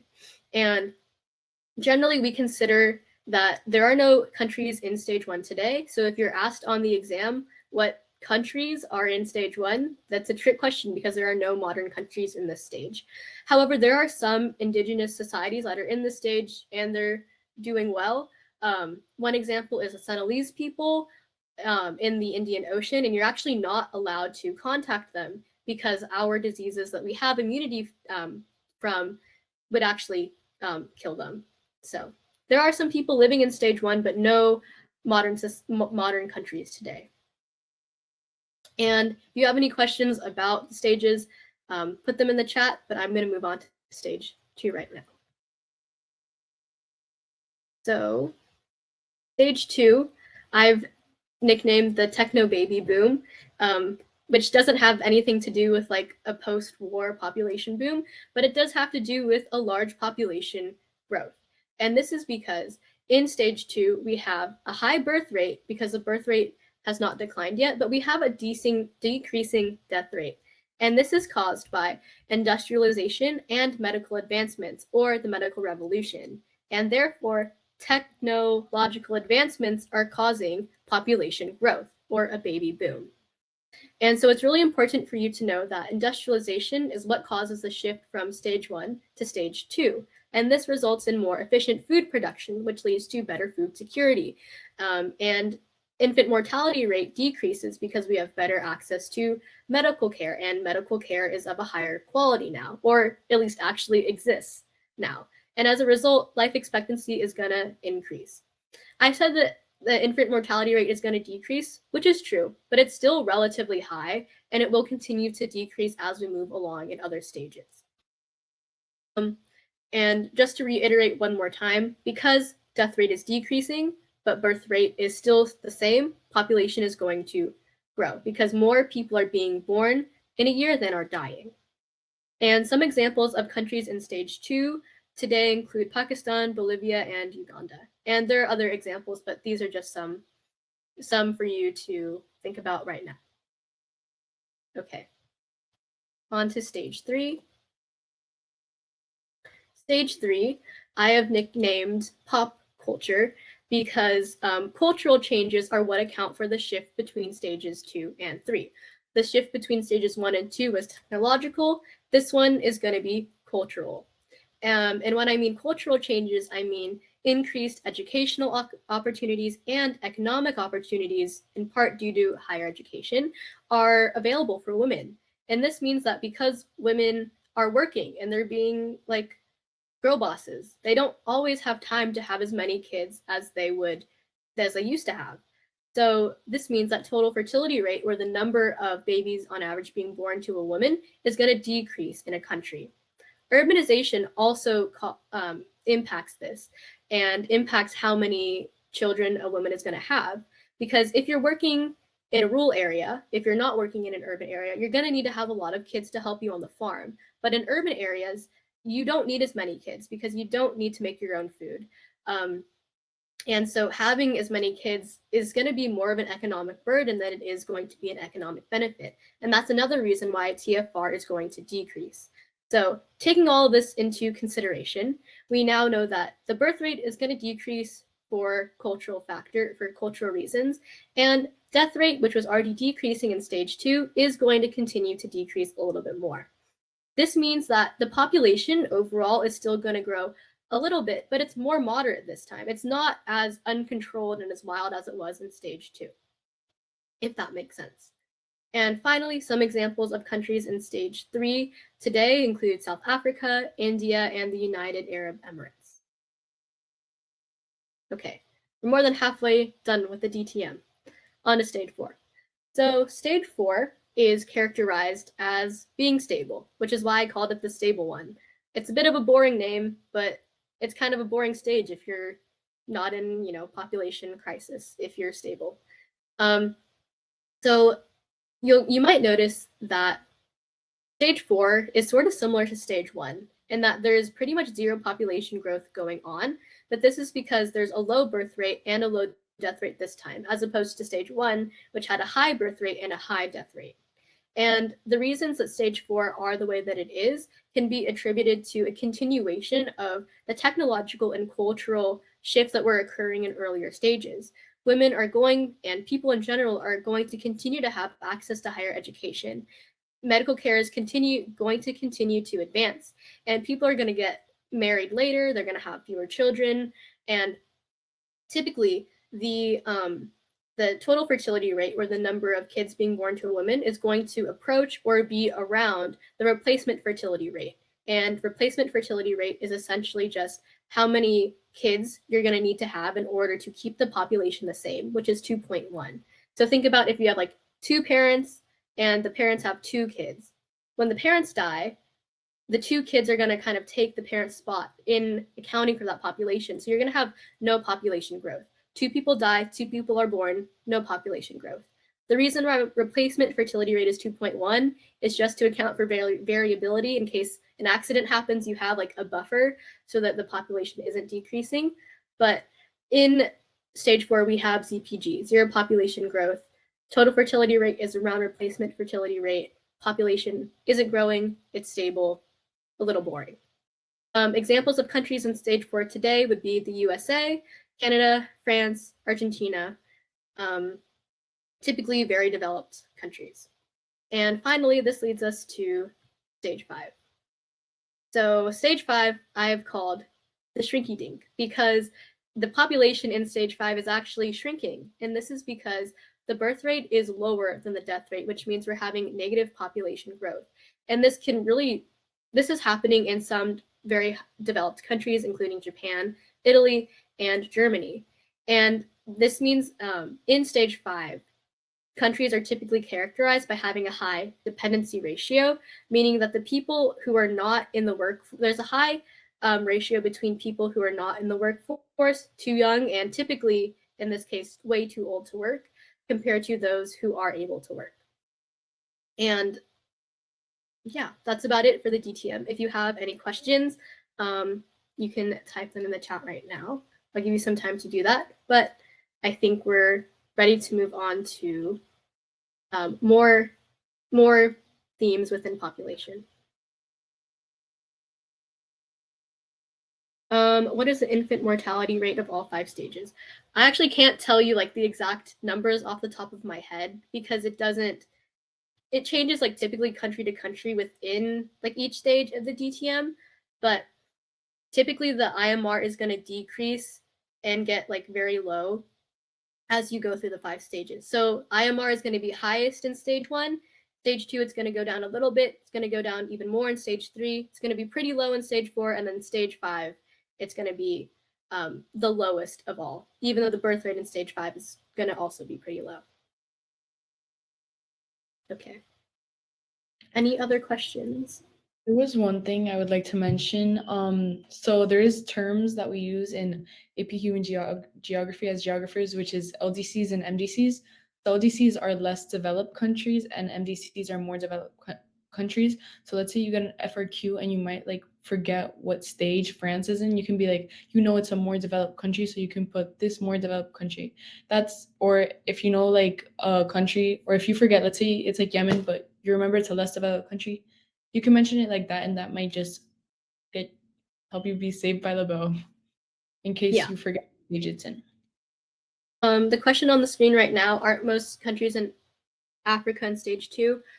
Generally, like sub-Saharan African countries are typically, but it's like, I can't really use that as a rule of thumb, because like I said, South Africa, because of its history of like colonization and like European influence there, is stage 3, as well as some Northern African countries because of oil there and their relations with others, and also colonization.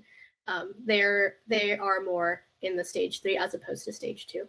But there are many sub-Saharan African countries in stage 2. All right, I think we're good to move on now, because we have plenty more to talk about in population and migration. So I'm going to briefly talk about the epidemiological transition model, just touch on it briefly. Basically, what this looks at is how people are dying across the stages. A little morbid, but so I think it's interesting. So in stage 1 and stage 2, you're having infectious diseases really be the cause of people's deaths. And this is because, especially in stage 1, there's not great medical care, but in stage 2, the death rate or deaths caused by infectious diseases are decreasing a little bit because of, like I said, the medical revolution. In stages 3 and 4, people are living longer. And this means that they're living long enough that they're being killed by things that couldn't kill them before. And this means like cardiovascular diseases or cancer or diabetes or obesity, things that take time to develop. So because you live longer so you can have more health problems. These health problems that are onset later in life are typically what's going to kill you in stages 3. And then stage 4, we sort of have mechanisms or ways to treat these degenerative diseases, but it's still typically what's going to get you. And stage 5, we have the potential resurgence of infectious diseases due to globalization. And one great example of that would be COVID-19. Because we're all so interconnected, we have this re-emergence of an infectious disease, not a chronic disease, that got so many people over the past like 2-3 years. Okay, I think that's enough of DTM and ETM. Time to move on to Malthus. So Malthus was writing, Thomas Malthus was an economist, a clerk, a geographer guy, and he was really concerned about population growth and specifically what happens in stage 2 of the DTM. And to remind you, that means that death rate is decreasing, but birth rate's still the same. So population is like booming. It's going crazy. And he was like, hey, at some point, we're going to reach carrying capacity, or what he called a breaking point. At some point, our population is not going to be able to be sustained by the land. And this is because he thought that agricultural growth, or the rate at which we could produce food, grows arithmetically. So it's like a straight line, as you can see on the graph. But population grows geometrically, or kind of like exponentially. So it's like curved. And the more people are being born, the more and more population is going to grow. And so he says that at some point we're going to reach this breaking point because population grows faster than food grows. Our production of food can grow. And so he says that in order to prevent this from happening, there are a few things that can happen. We can have preventative checks like celibacy or contraception, and like delaying marriage so that population and birth rate is going to decrease, or something that can get us if we don't act preventatively is positive checks like war, plague, or famine. Especially famine will happen after you feel the effects of exceeding carrying capacity. There are some criticisms of Malthus. Some of them, the fact like straight up that he was sort of classist because he really advocated for celibacy to occur like only in the impoverished areas and not so much in upper class. And so And he also, some people say that he also failed to account for technological advancements or the fact that as time continued, yes, population is going to grow, but technology is also going to advance, and we're going to have different ways of coping with this and of using our natural environment to our advantage. And he also couldn't foresee the changes between stages 2 and 3 of the DTM, that the rate of natural increase is going to decrease after family size decreases when people move from rural to urban areas, when urbanization occurs, because people aren't going to need a bunch of kids to work the farms when you live in a city. And finally, the cornucopian view, which is a school of thought that criticized Malthus, says that it takes a positive approach to population growth. And they essentially assert that, hey, it's not a bad thing that so many more people are being born, because with more people being born, we have more innovative minds to help us cope with, how we can use the land around us and how we can innovate technology to use it to our advantage. Despite these criticisms, some neo-Malthusians in about the 60s, 70s, when at least in America and the Western world, there was starting to be an era of environmental consciousness, they were concerned with the depletion of natural resources as a result of overpopulation occurring. And we're nearing the end of our population part, but population policies are another standard that you're going to need to know for the exam. So first, why do governments care? Why do they even bother to implement population policies? It all comes back to this idea of sustainability, that a government is concerned with the perpetuation of the people because they want their country to continue. And this means that they want to have enough resources to continue on for the future while also like meeting the needs of the current people. So if you have too many people, that's hard to do. But if you have too few people, like you're not going to have a country left over. And so population policies can be broken down into two groups: pronatalist policies and antinatalist policies. And the aim of pronatalist policies, you can think of pro as like good. They want to increase a country's birth rate. And so ways to do this are making it easier for people to have kids. The like providing them with good like maternity leave and free baby care products, tax exemption, subsidies, other benefits for larger families. And France is one example because they give monetary incentives for having kids. Secondly, antinatalist policies are really aimed to decrease a country's birth rate. And this is typically what happens with countries in like stage 2, trying to get out of stage 3 of the DTM. And some of these antinatalist policies can include access to contraceptions, or it can be a little bit more extreme, like sterilization, or like family planning clinics to help families hopefully like decrease the number of kids that they want to have. One example of China's one example of an antinatalist policy is China's one-child policy, which has been repealed. But when it was happening, the Chinese government said that you can only have, one child per couple, and this led to a crisis that they now have, where they, one, don't have enough women in their population, and two, don't have enough working people essentially to kind of support their aging population. So just know that also any pro or antinatalist policy that's implemented by government is going to have ramifications. Okay, I think we're good to go on that one. Let me know if you have any questions in the chat or want me to slow down or speed up. But that's it for the population part of this, and now we're on to migration. Okay, and also if we need a break, chat host, you can also let me know. But I'm going to move into migration while I can. So migration is the movement from one place to another, and this can be done kind of in 2 ways, or break it up into 2 ways. Immigration starts with an I. It's a good mnemonic, so people are moving in. People are coming into a country to live permanently. Emigration happens when you leave a country. So emigration starts with E, and I want you to remember exit. Emigration means exit. People are leaving a country to live somewhere else permanently. Okay. And a migrant is just someone who does the migration thing. They move from one place to another temporarily.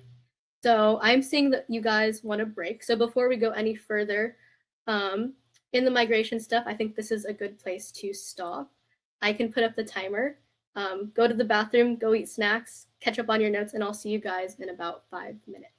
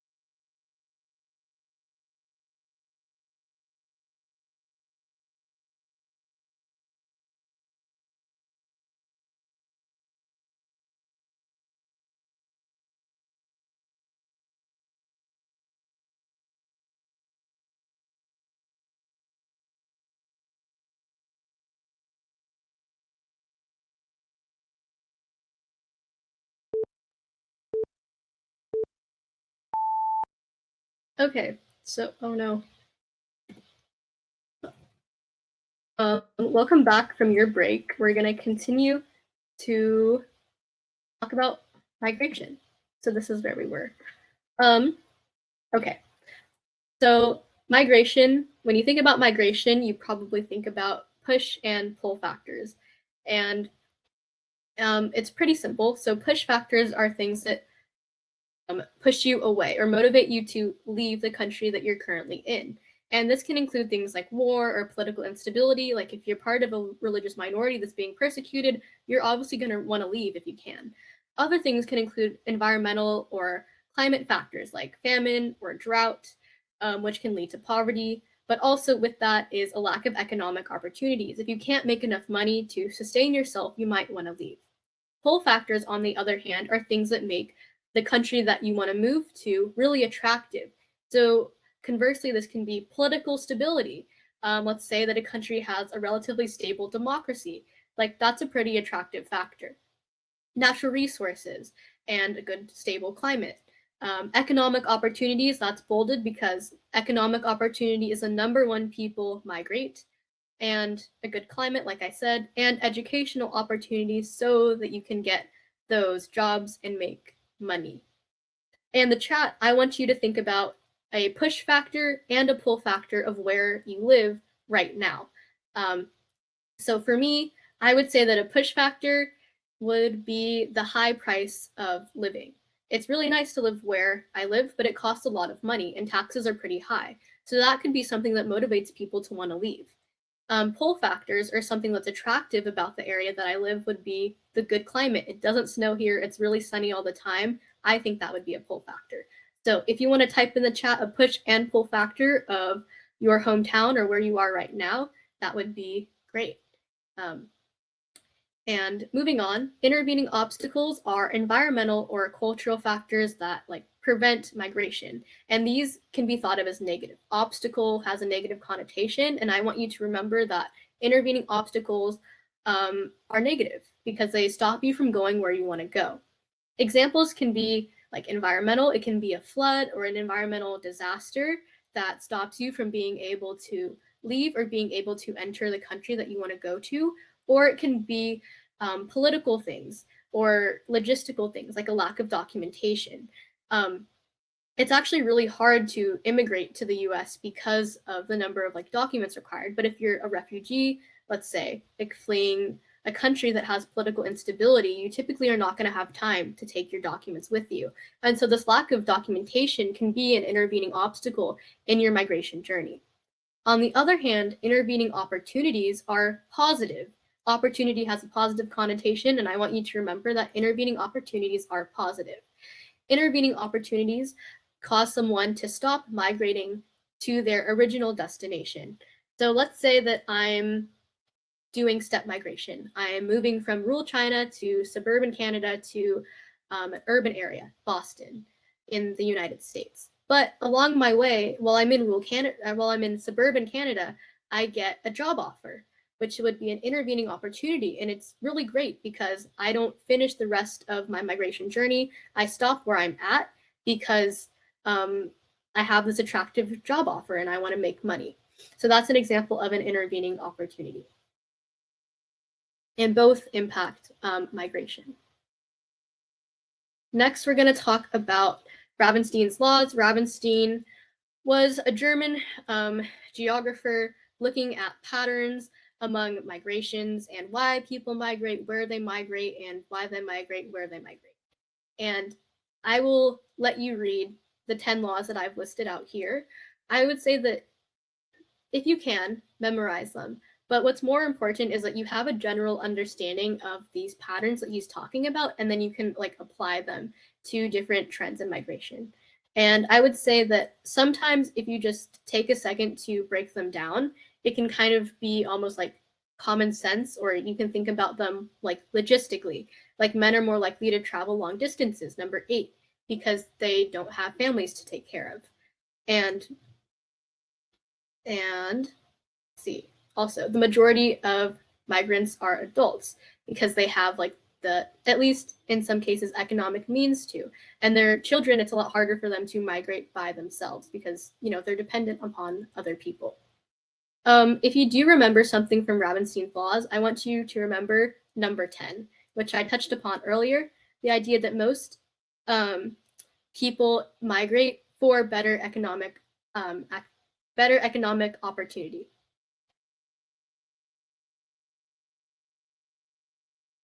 Okay. Now we're going to talk about forced versus voluntary migration. I know that this can be a little bit confusing for some people, but I'll try to break it down simply. Forced migration, which refugees and asylum seekers and internally displaced persons all fit into. Forced migration occurs when you don't have a choice in leaving your home country. You are forced out of it. Whereas voluntary migration, if something is voluntary, that means that it's an act of your own volition. You're choosing to leave your home country. So this is the main difference between the two.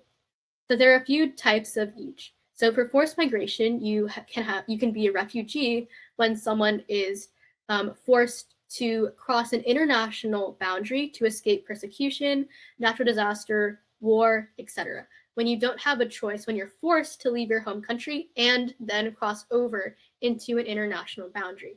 So one example of this would be some refugees that were created due to the civil war conflict in Syria.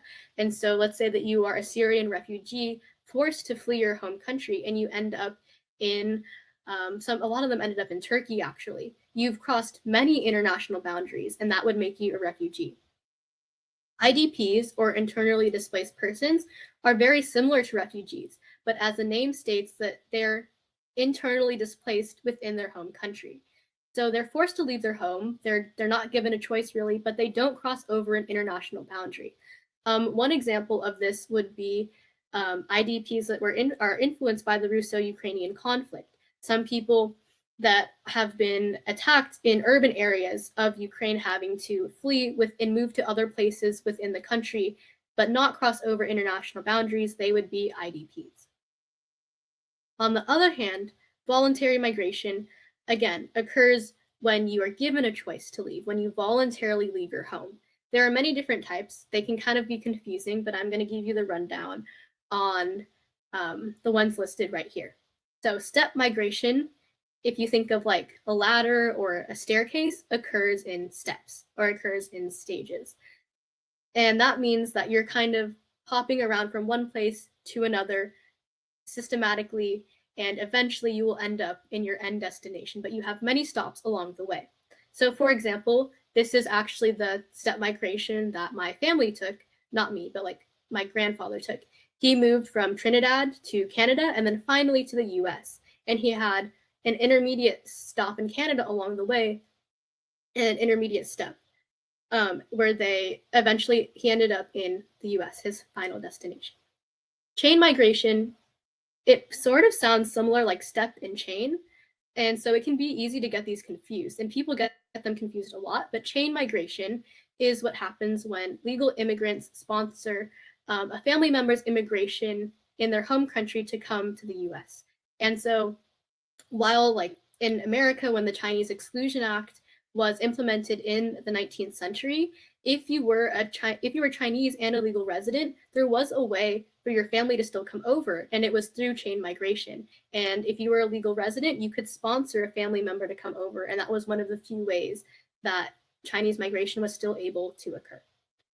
Transnational is kind of what it sounds like, trans like across, and national, nations, countries. It's crossing an international boundary, moving from one country to another. Transhumanist, this is maybe like the oddest one in here. It's seasonal migration with livestock, and you might hear a little bit more about it when we talk about agricultural land use in another unit. Guest worker is typically temporary migration when migrants move from their home country to typically a more developed country to serve as like physical labor or do specific work there. And usually the government will implement certain policies like the Barcero program in the United States, which was active 1942 to 1964 due to a labor shortage in which the American government essentially sponsored Mexican immigrants to migrate, or yes, Mexicans to legally like immigrate and work temporarily, especially doing agricultural work. And finally, rural to urban is another type of migration that occurs. We talked about it in the transition between stage 2 and 3 of the DTM, but that's when people move from rural areas to urban areas. They move from farms to cities for a number of reasons, many of which are economic. Okay. Finally, I believe this is the last slide of content. We have the consequences of migration that are important to know. There are certainly more than this, but these are the greatest hits, and they have some important vocabulary. So assimilation and acculturation talk about the relationship between the migrant and in context of the society that they're coming into. So when a migrant moves to a new country, when they immigrate, when they assimilate, that means that they kind of cast aside their past culture, the culture of their home country, and adopt the culture of the new society that they're living in. There's not a lot of mixing going on. It's really throwing away one to adopt the other, to fit the status quo that's been established. And this can include like learning a new language or learning a state language, for example, and not using a mother tongue as often. Conversely, acculturation is more of a blending that happens, a conversation between an immigrant's home culture and the new culture that they are coming into. And so this happens when the immigrant will retain some parts of their home culture, but also will mix it with what is existing in the area that they move into. It's not one or the other, it's not black or white, but the culture becomes more gray and there's a give and take. Xenophobia is the phenomenon of like hatred of foreigners or immigrants due to like prejudice or stereotypes, and this can be difficult for immigrants if they do face xenophobia in their process of assimilating or just having a home in a new country due to these cultural factors. And it's also important to note that that when considering consequences of migration, economic growth is something that's really important. This is due to the idea of remittances, and sometimes migration, especially of like guest workers, can ultimately be a net positive good for the home country's like economic well-being. And this is because the idea of remittances is that foreign workers will send money back home. So if they move and immigrate temporarily to a new country, they're provided work and they send the extra money home to their home country to support their family. That helps the economy of their home country. And finally, it's important to note that countries in stages 4 and especially stage 5 of the DTM need immigrants because their birth rate is so low that they will not be able to sustain like a population for the future if they don't have like immigration policies that typically like welcome other people and make it relatively easy for people to immigrate. And an example of this kind of going wrong in the stage 5 of the DTM is Japan. Japan, it's like probably the hardest country to obtain citizenship in, and it's really rough experience to immigrate there just because they are so homogenous, and again because it's really difficult to naturalize there. And as a result, this is why we see Japan on almost in the future a brink of a population collapse, because they, with their birth rate being so low due to other cultural factors, they're not going to have enough people to sustain the population for Japan to continue to be, a substantial country. And this is in part due to because of immigration policies, and a consequence of strict immigration policy is that population when in stages 4 and 5 will continue to decrease. All right, so that is it for Unit 2. Thank you for sticking with me. The big ideas that we covered are population and migration. So within that is population distribution, why people live the way they live and where they live, population pyramids and the DTM, and population policies, and migration causes and consequences. So if you have any questions right now, you can go ahead and type them in the chat. A few will appear on the screen because I want to know what I can help further prepare you guys for and what I can re-explain, if anything, to help you further.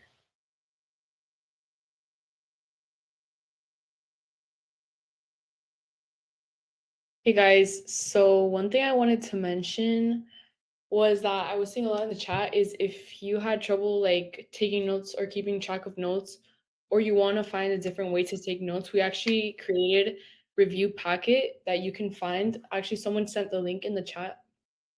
And for the next units, you can use it and you can follow along, and it'll help a lot because that will help you retain the information a lot better.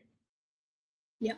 And if you want, after like the replay of this is going to be posted immediately and you have access to the slides too. So you can go through at your own pace through the slides or the replay and then fill out the outline that's provided.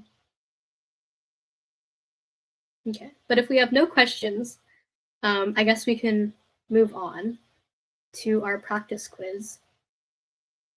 Oh, okay. What is the best stage for a country to be in? I think that that's like very subjective and there's no like right answer, I guess. And my answer might be like a little Eurocentric, a little like core country centric, but I would say at least like if you're considering stability, stage 4 is kind of where you want to be because you have good you have low birth rates, but you also have low death rates. You have good access to medical care. Population isn't growing a ton. And so you're not feeling the effects and the environmental constraints of a rapidly growing population. But it's kind of subjective, you know. Okay. Any more questions? If not, we're going to go on to our practice quiz.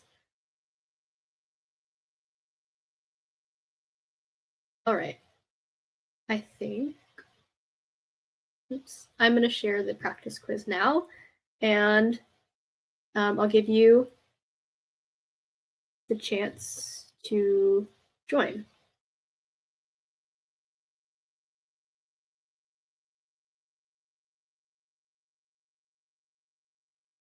Okay. One thing I would say is for the people using like the Princeton Review, usually the questions there are going to be harder than the ones on the test. I remember my teacher, the tests were so hard, but then when I took the actual exam, wasn't as hard.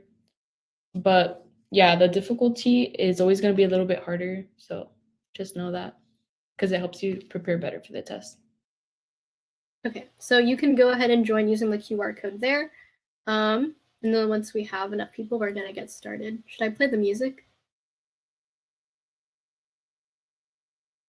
Just kidding. I can't hear the music, so that's okay. We can do this in silence. You can imagine the great music.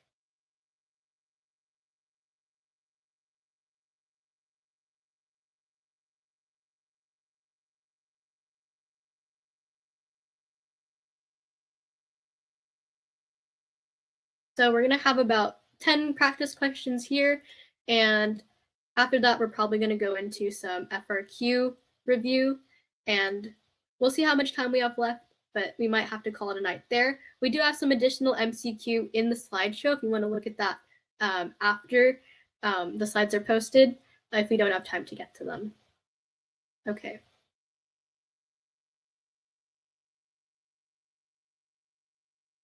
Okay, so let's see. I'll wait until we have like 250 people and then we'll get started. I think you can put the music with the little speaker button. Okay, I'll try. Can you hear it? No, I don't Because I hear can't it. hear it. Okay, well, it's all right. We can imagine the music in our heads.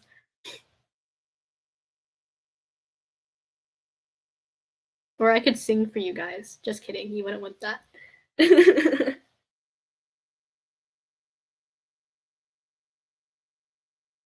All right, I'm going to go ahead and get started with the quiz.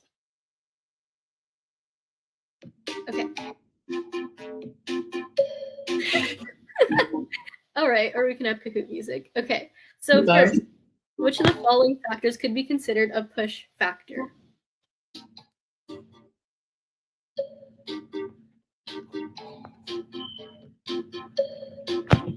Make sure you guys are answering the questions. Yeah.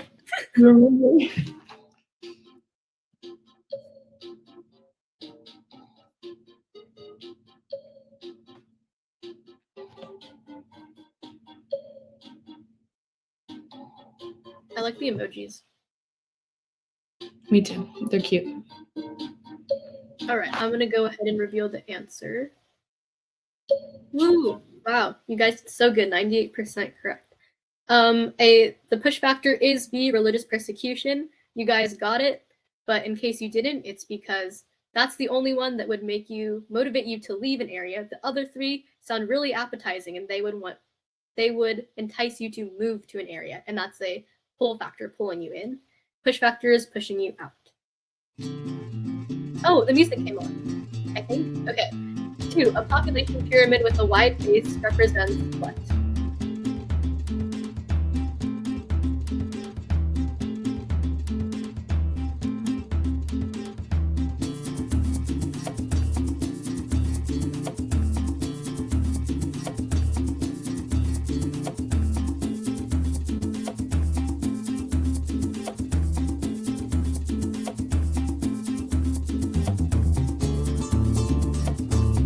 Right. I'm going to go ahead and reveal the answer. Yay, you guys are crushing it. Okay. A population pyramid with a wide base represents a high birth rate. Remember, the lowest cohort or the base of a population pyramid is the youngest people. If it's super wide, then it means there's a lot of babies and high birth rate. Okay. What should a country invest in if they have a growing population?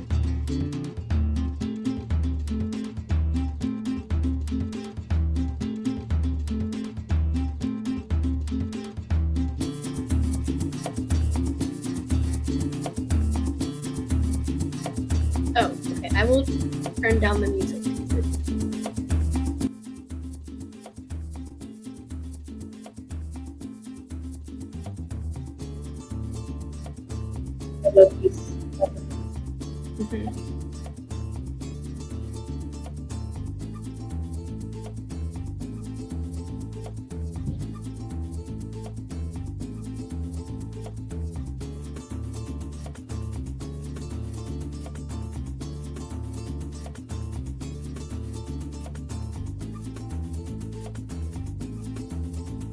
All right, I'm going to go ahead and reveal the answer. Yay, okay. So most of us got it. A country, okay, let me first start by defining a graying population. I may have mentioned it briefly earlier, but a graying population is a population that has typically an older population, typically stage 5, that there are more people in the post-reproductive ages than there are pre or reproductive ages. More old people than young people. And so this means that, consider this, what do you need when you have more old people? And I think that most of you got that C would be the best answer, because when you're old, you have a lot of health problems and you want to have healthcare to help mitigate or cope with those problems. I could see maybe not A, because typically education happens when you're young. If you're old, you really don't need education. I can see an argument to be made for B, you might need, more infrastructure or changes to infrastructure to increase accessibility for disabled people who become disabled later in life, but that's a little tangential of an answer, and I think healthcare is the best answer given what we have.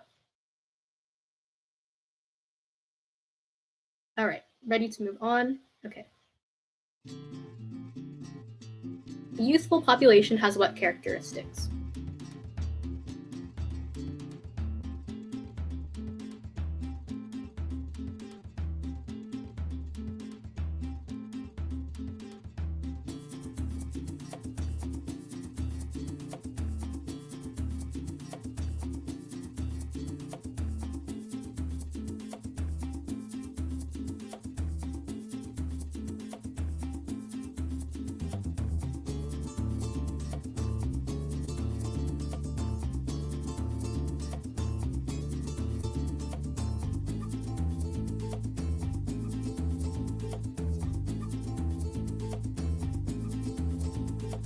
All right, I'm going to go ahead and reveal the answer.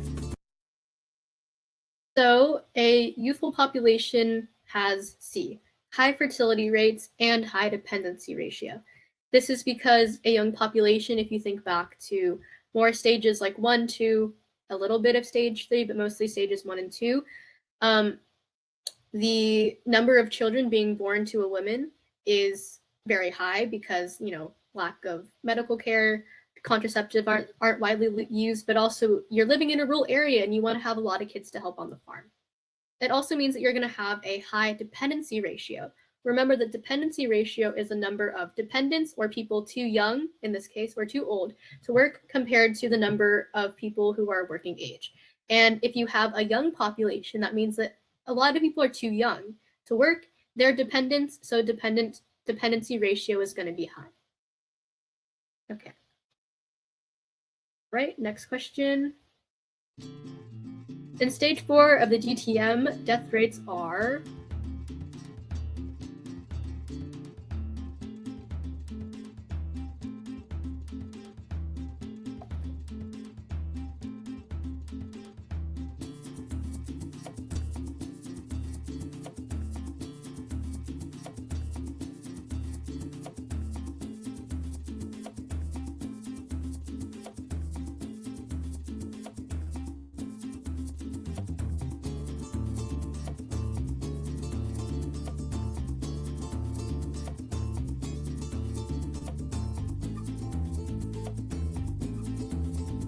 okay, I'm going to reveal the answer. Nice. In stage 4 of the DTM, death rates are low. Yeah, they're low, just like birth rates, and so population growth is low. Which of these countries is in the early stages of the DTM?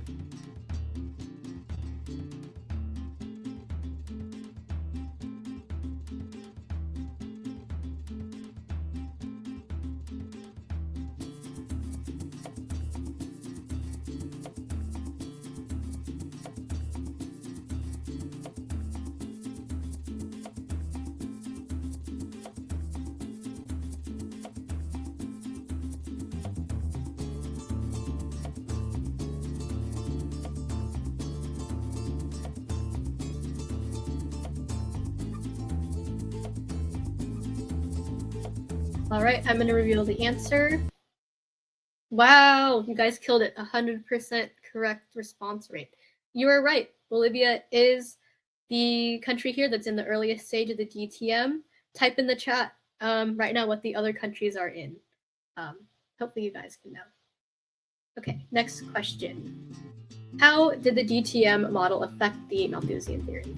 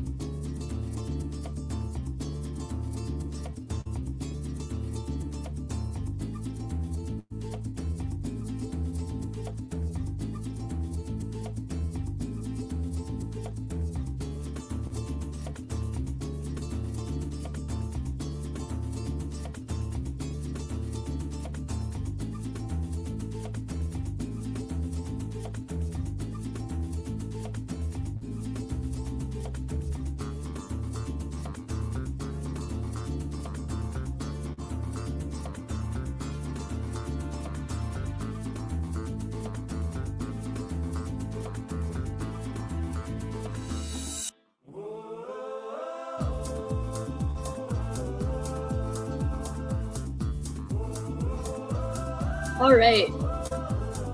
I'm going to go ahead and reveal the answer now. This question might have been a little tricky, but that's okay. I'll explain it. So, how did the DTM affect Malthusian theory? The correct answer is C. Population did not continue to rise at the same rate. The reason why it's not A, which is the second most chosen answer, countries in higher stages made more food, that's actually a criticism or a counter to Malthusian theory. The idea that the rate of food production actually increases with population growth and as technology increases. Let's see. Not a lot of people answered B or D, but it's C because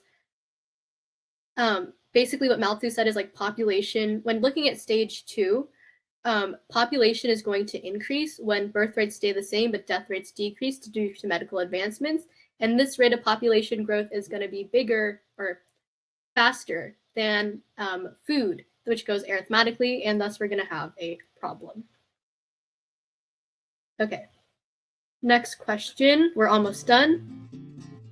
What is a downside of anti-natalist policies?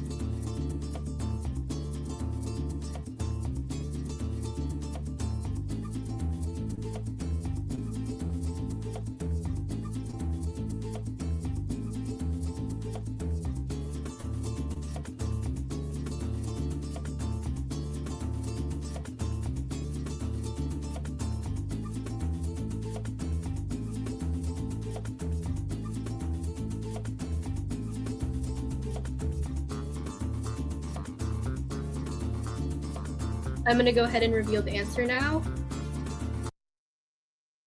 The correct answer is D. A downside of anti-natalist policies is aging populations. And we can look at like China, for example, right now, where because of their like the one-child policy that they implemented, among, you know, other reasons, they don't have enough young people that were being born that are now like at working age to support the population that of older people that was much larger because there were no anti-natalist policies going on when they were being born.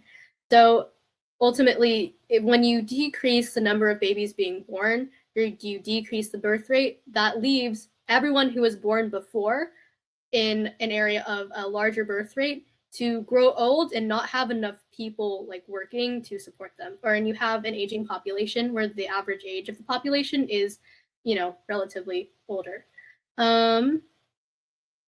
Yes. Okay, second to last question. What are the economic consequences of a growing population? So like what we just talked about.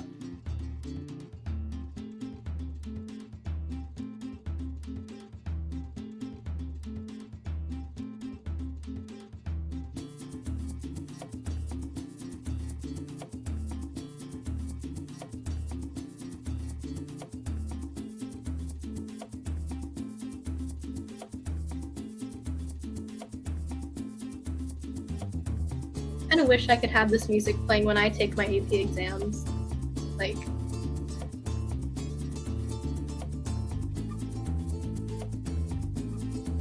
oh, I am seeing the chat wants the music louder. Okay, I'll turn it up for our last question.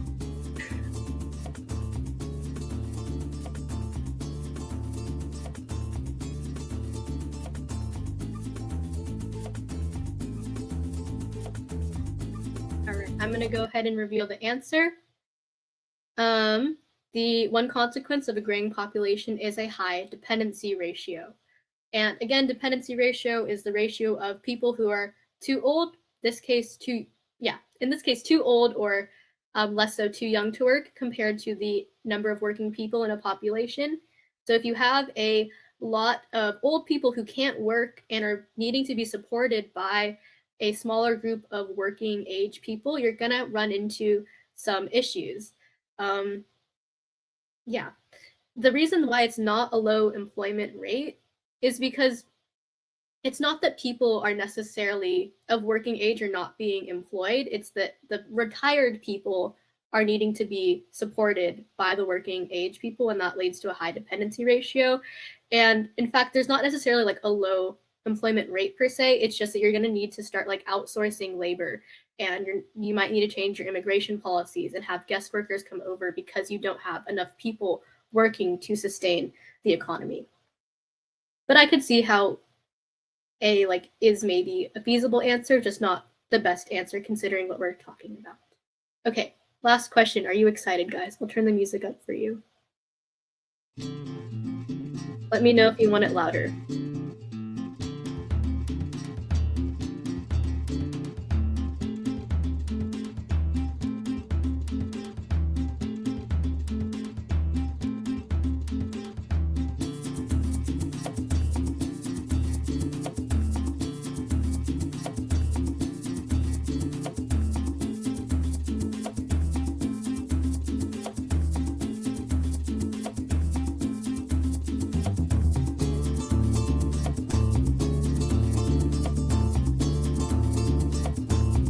All right.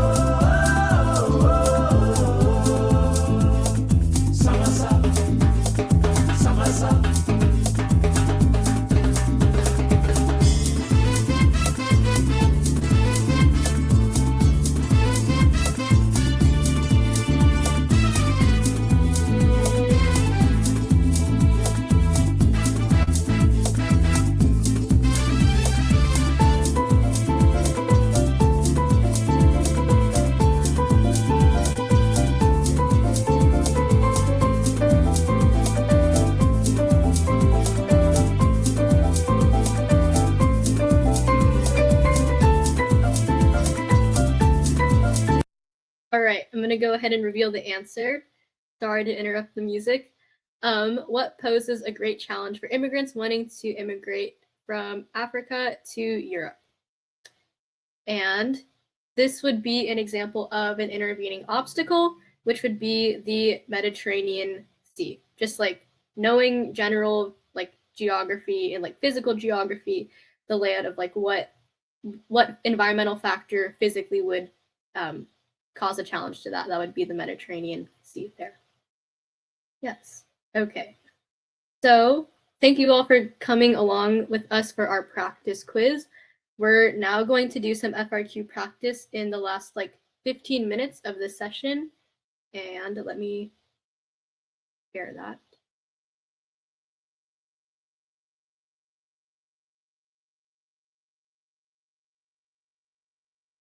Sorry, you don't get another break. Okay.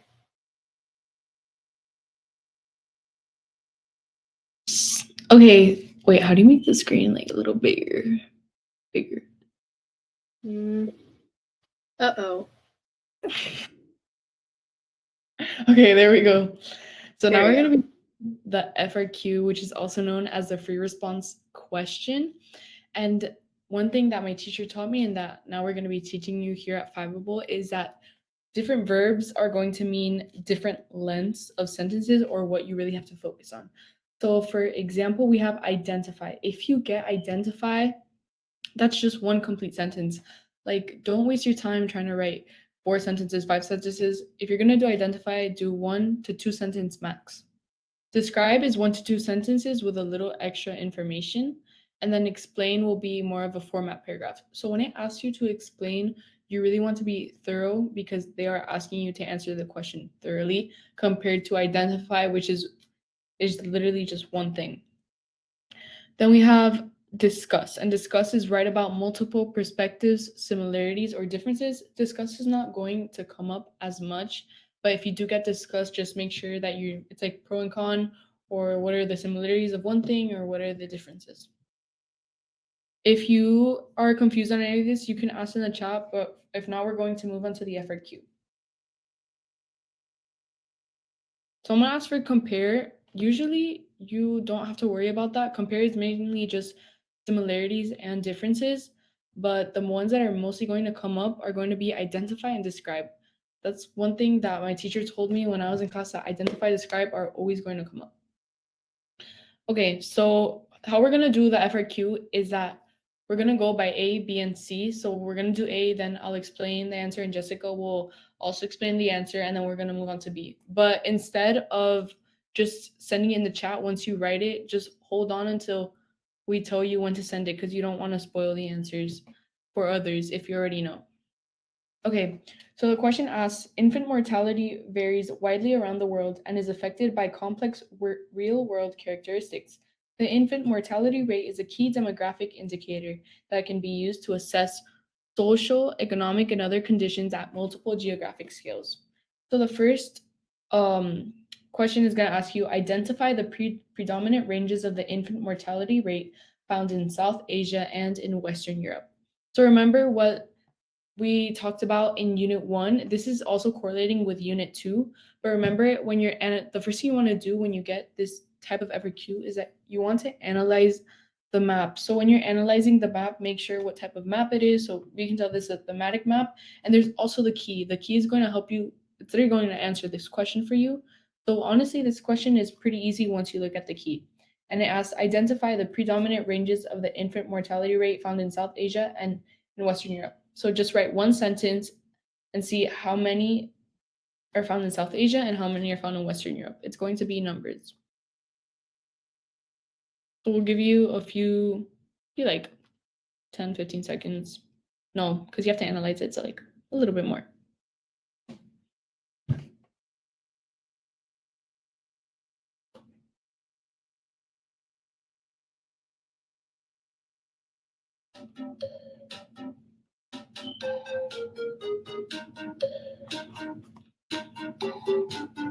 We are not going to be, we're going to be doing all the parts.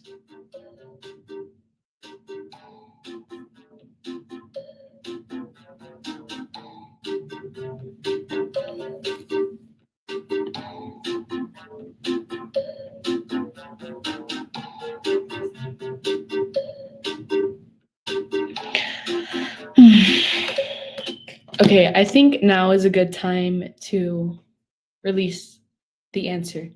I will put the music when we're answering the questions.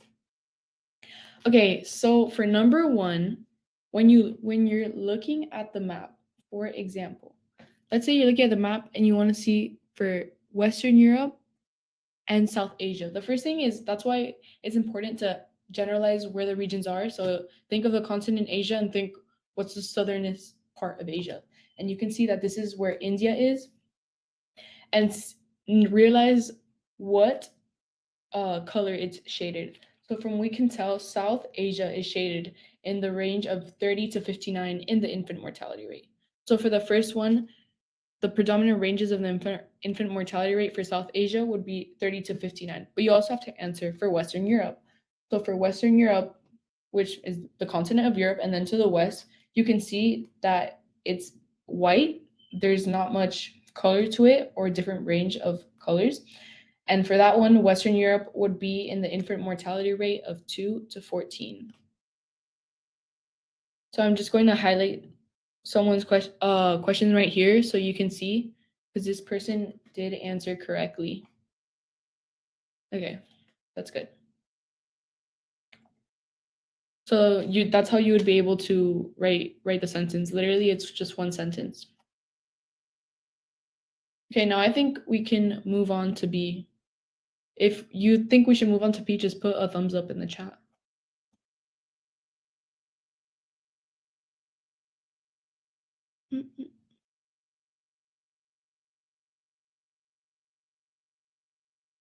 Okay, so now we're going to move on to B. And remember, this says describe now. So you're going to have to use at least 1 to 2 sentences for this one. So it's going to require a little bit of extra information. The question asks, describe 2 economic reasons for the level of infant mortality rates in Western Europe. I'll give you about a minute or so to think of it and write your answer.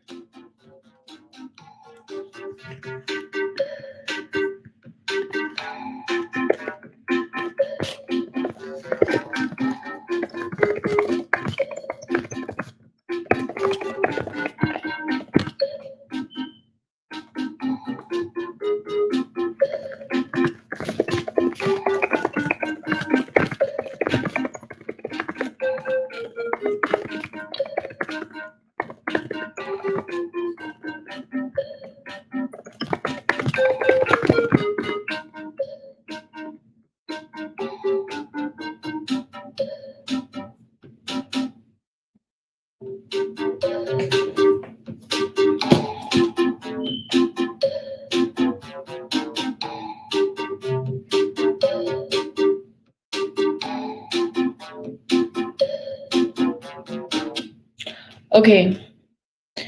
I think that was enough time for B. Now we're going to discuss it. So going back, sorry, I'll share. Do you want me to share the answers now? the thing is, then we're spoiling C. You know what I'm saying? Okay, then you can go for it.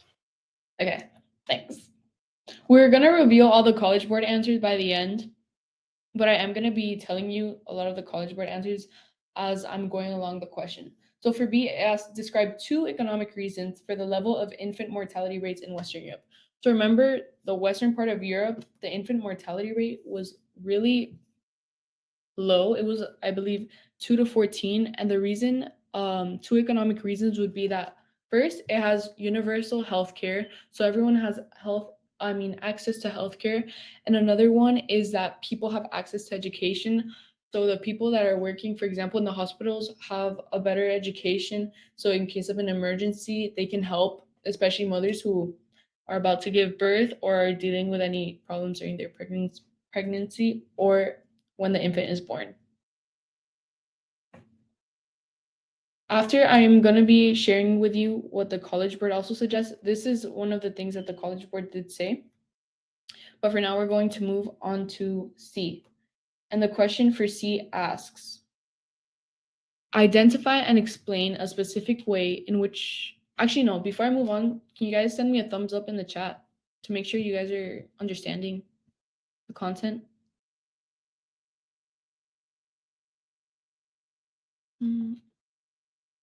If not, I'll just move on to C. Okay. So C asks, identify and explain a specific way in which each of the following 2 United Nations Sustainable Development Goals are intended to affect infant mortality rates in a rural community in South Asia. So you don't really have to know about the United Nations Sustainable Goals, but these are just 2 of them that they're already giving you. So you just have to infer why quality education and clean water and sanitation are, for example, lowering infant mortality rates. So I'll give you about 2 minutes to answer this question.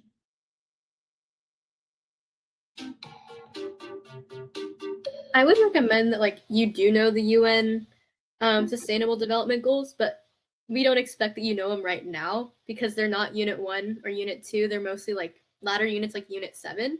So if you were to attempt this question later after all of the cram sessions, I think don't worry if you don't know it right now because you'll know it by the end of the 5 nights. Answer your question.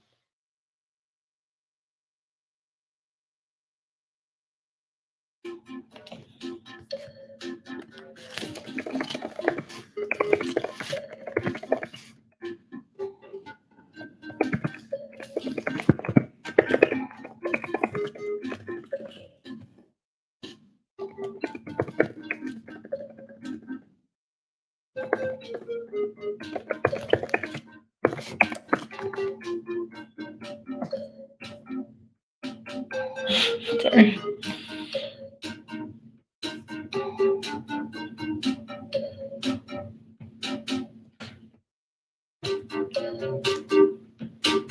Do you guys need more time? Someone puts this FRQ seems easy. Some of them might just be like that. Honestly, I remember taking the test and I was shook because the FRQs were pretty easy. I had studied though, a little bit. Not gonna lie.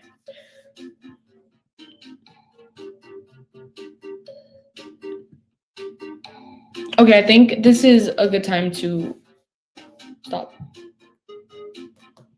And I think we can move on to the slide now that we can reveal all the answers. All right.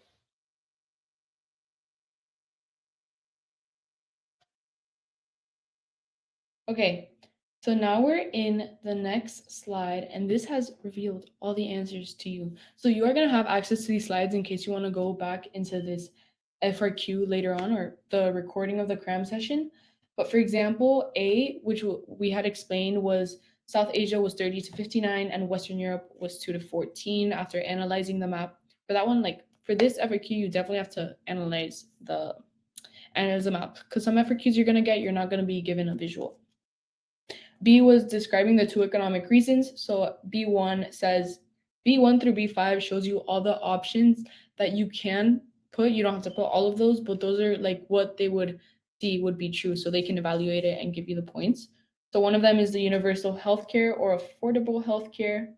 And then another one could be a higher standard of living, or that the education improves lives. And this also does kind of tie into C. Jessica, would you like to go over C? I'll let you do it. Okay. So the UN Sustainable Development Goals, the two of them that were listed was quality education and then the clean water and sanitation.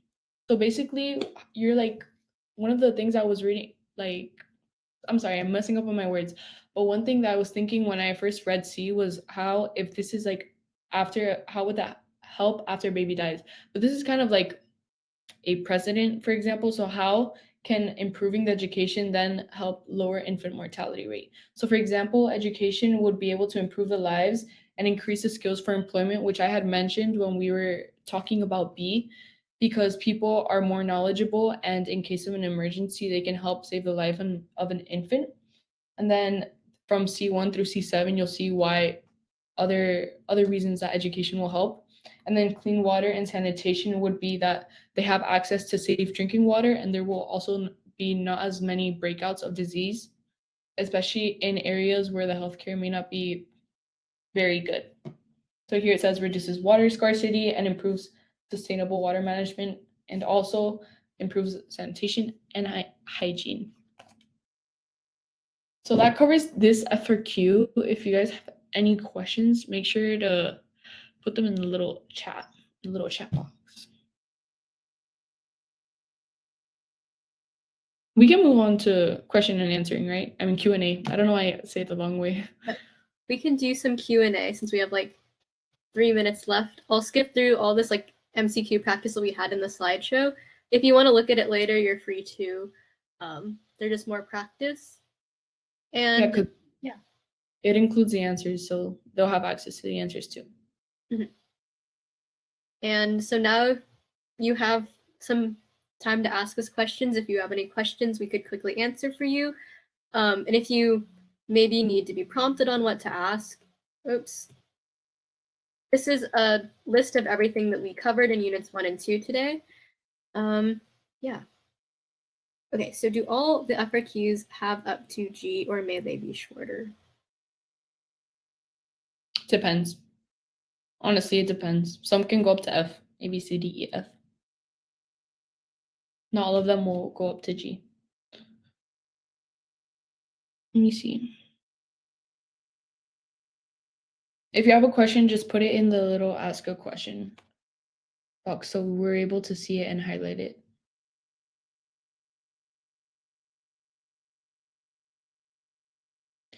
Someone asks here, what are the distortions on the Mercator map? On the Mercator map, just remember that it distorts the landmass since the latitude and longitude stay the same because it's used for navigation.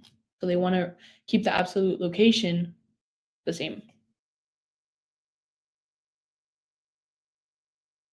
Worry about.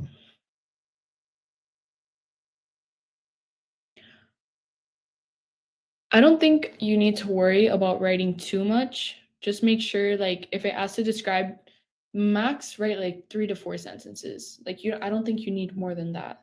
And also, it saves times when you're able to see which words help.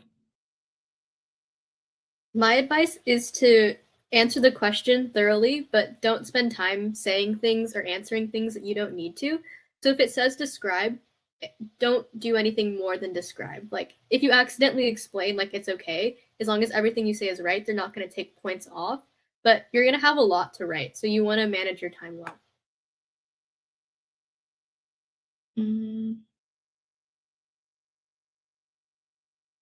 See, You can probably do one more question. Someone asks, how can we prepare for answering FRQs? Honestly, FRQs are random, so really just grasping the concepts of each unit or having a general idea, because most of the time these FRQs, just like the one we just had, it kind of mix unit 1 and unit 2, so it's not always going, sometimes it might just be over one unit, but it might mix them. You just have to have a general understanding of each unit for the FRQ. Like there's no really specific way of preparing. Just knowing also key verbs that we gave you. So if you see identify, it's just one sentence. Describe 1 to 2 sentences. Just keeping that in mind. And you can go back in the slides and see the task verbs.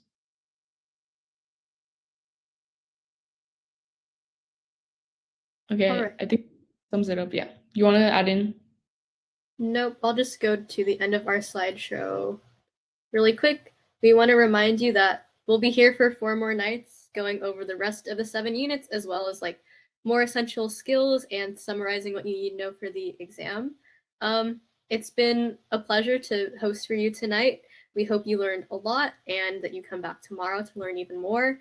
And finally, we'd like to remind you to think Fiveable and follow us on our socials here. Yeah, and hopefully we'll see you tomorrow night. Reminder that you did it, you came here, you showed up on a Saturday night, you're doing this, you're going to do so good on the exam because you're spending time preparing, and that's exactly what you need to do to succeed. And everyone, put in the chat a big thanks to Jessica, Kushi, Sylvia, Emily, and Cosette for helping tonight, and Amanda. They all were a big, big help. Yes, don't forget to thank April as well. Thank you guys for coming.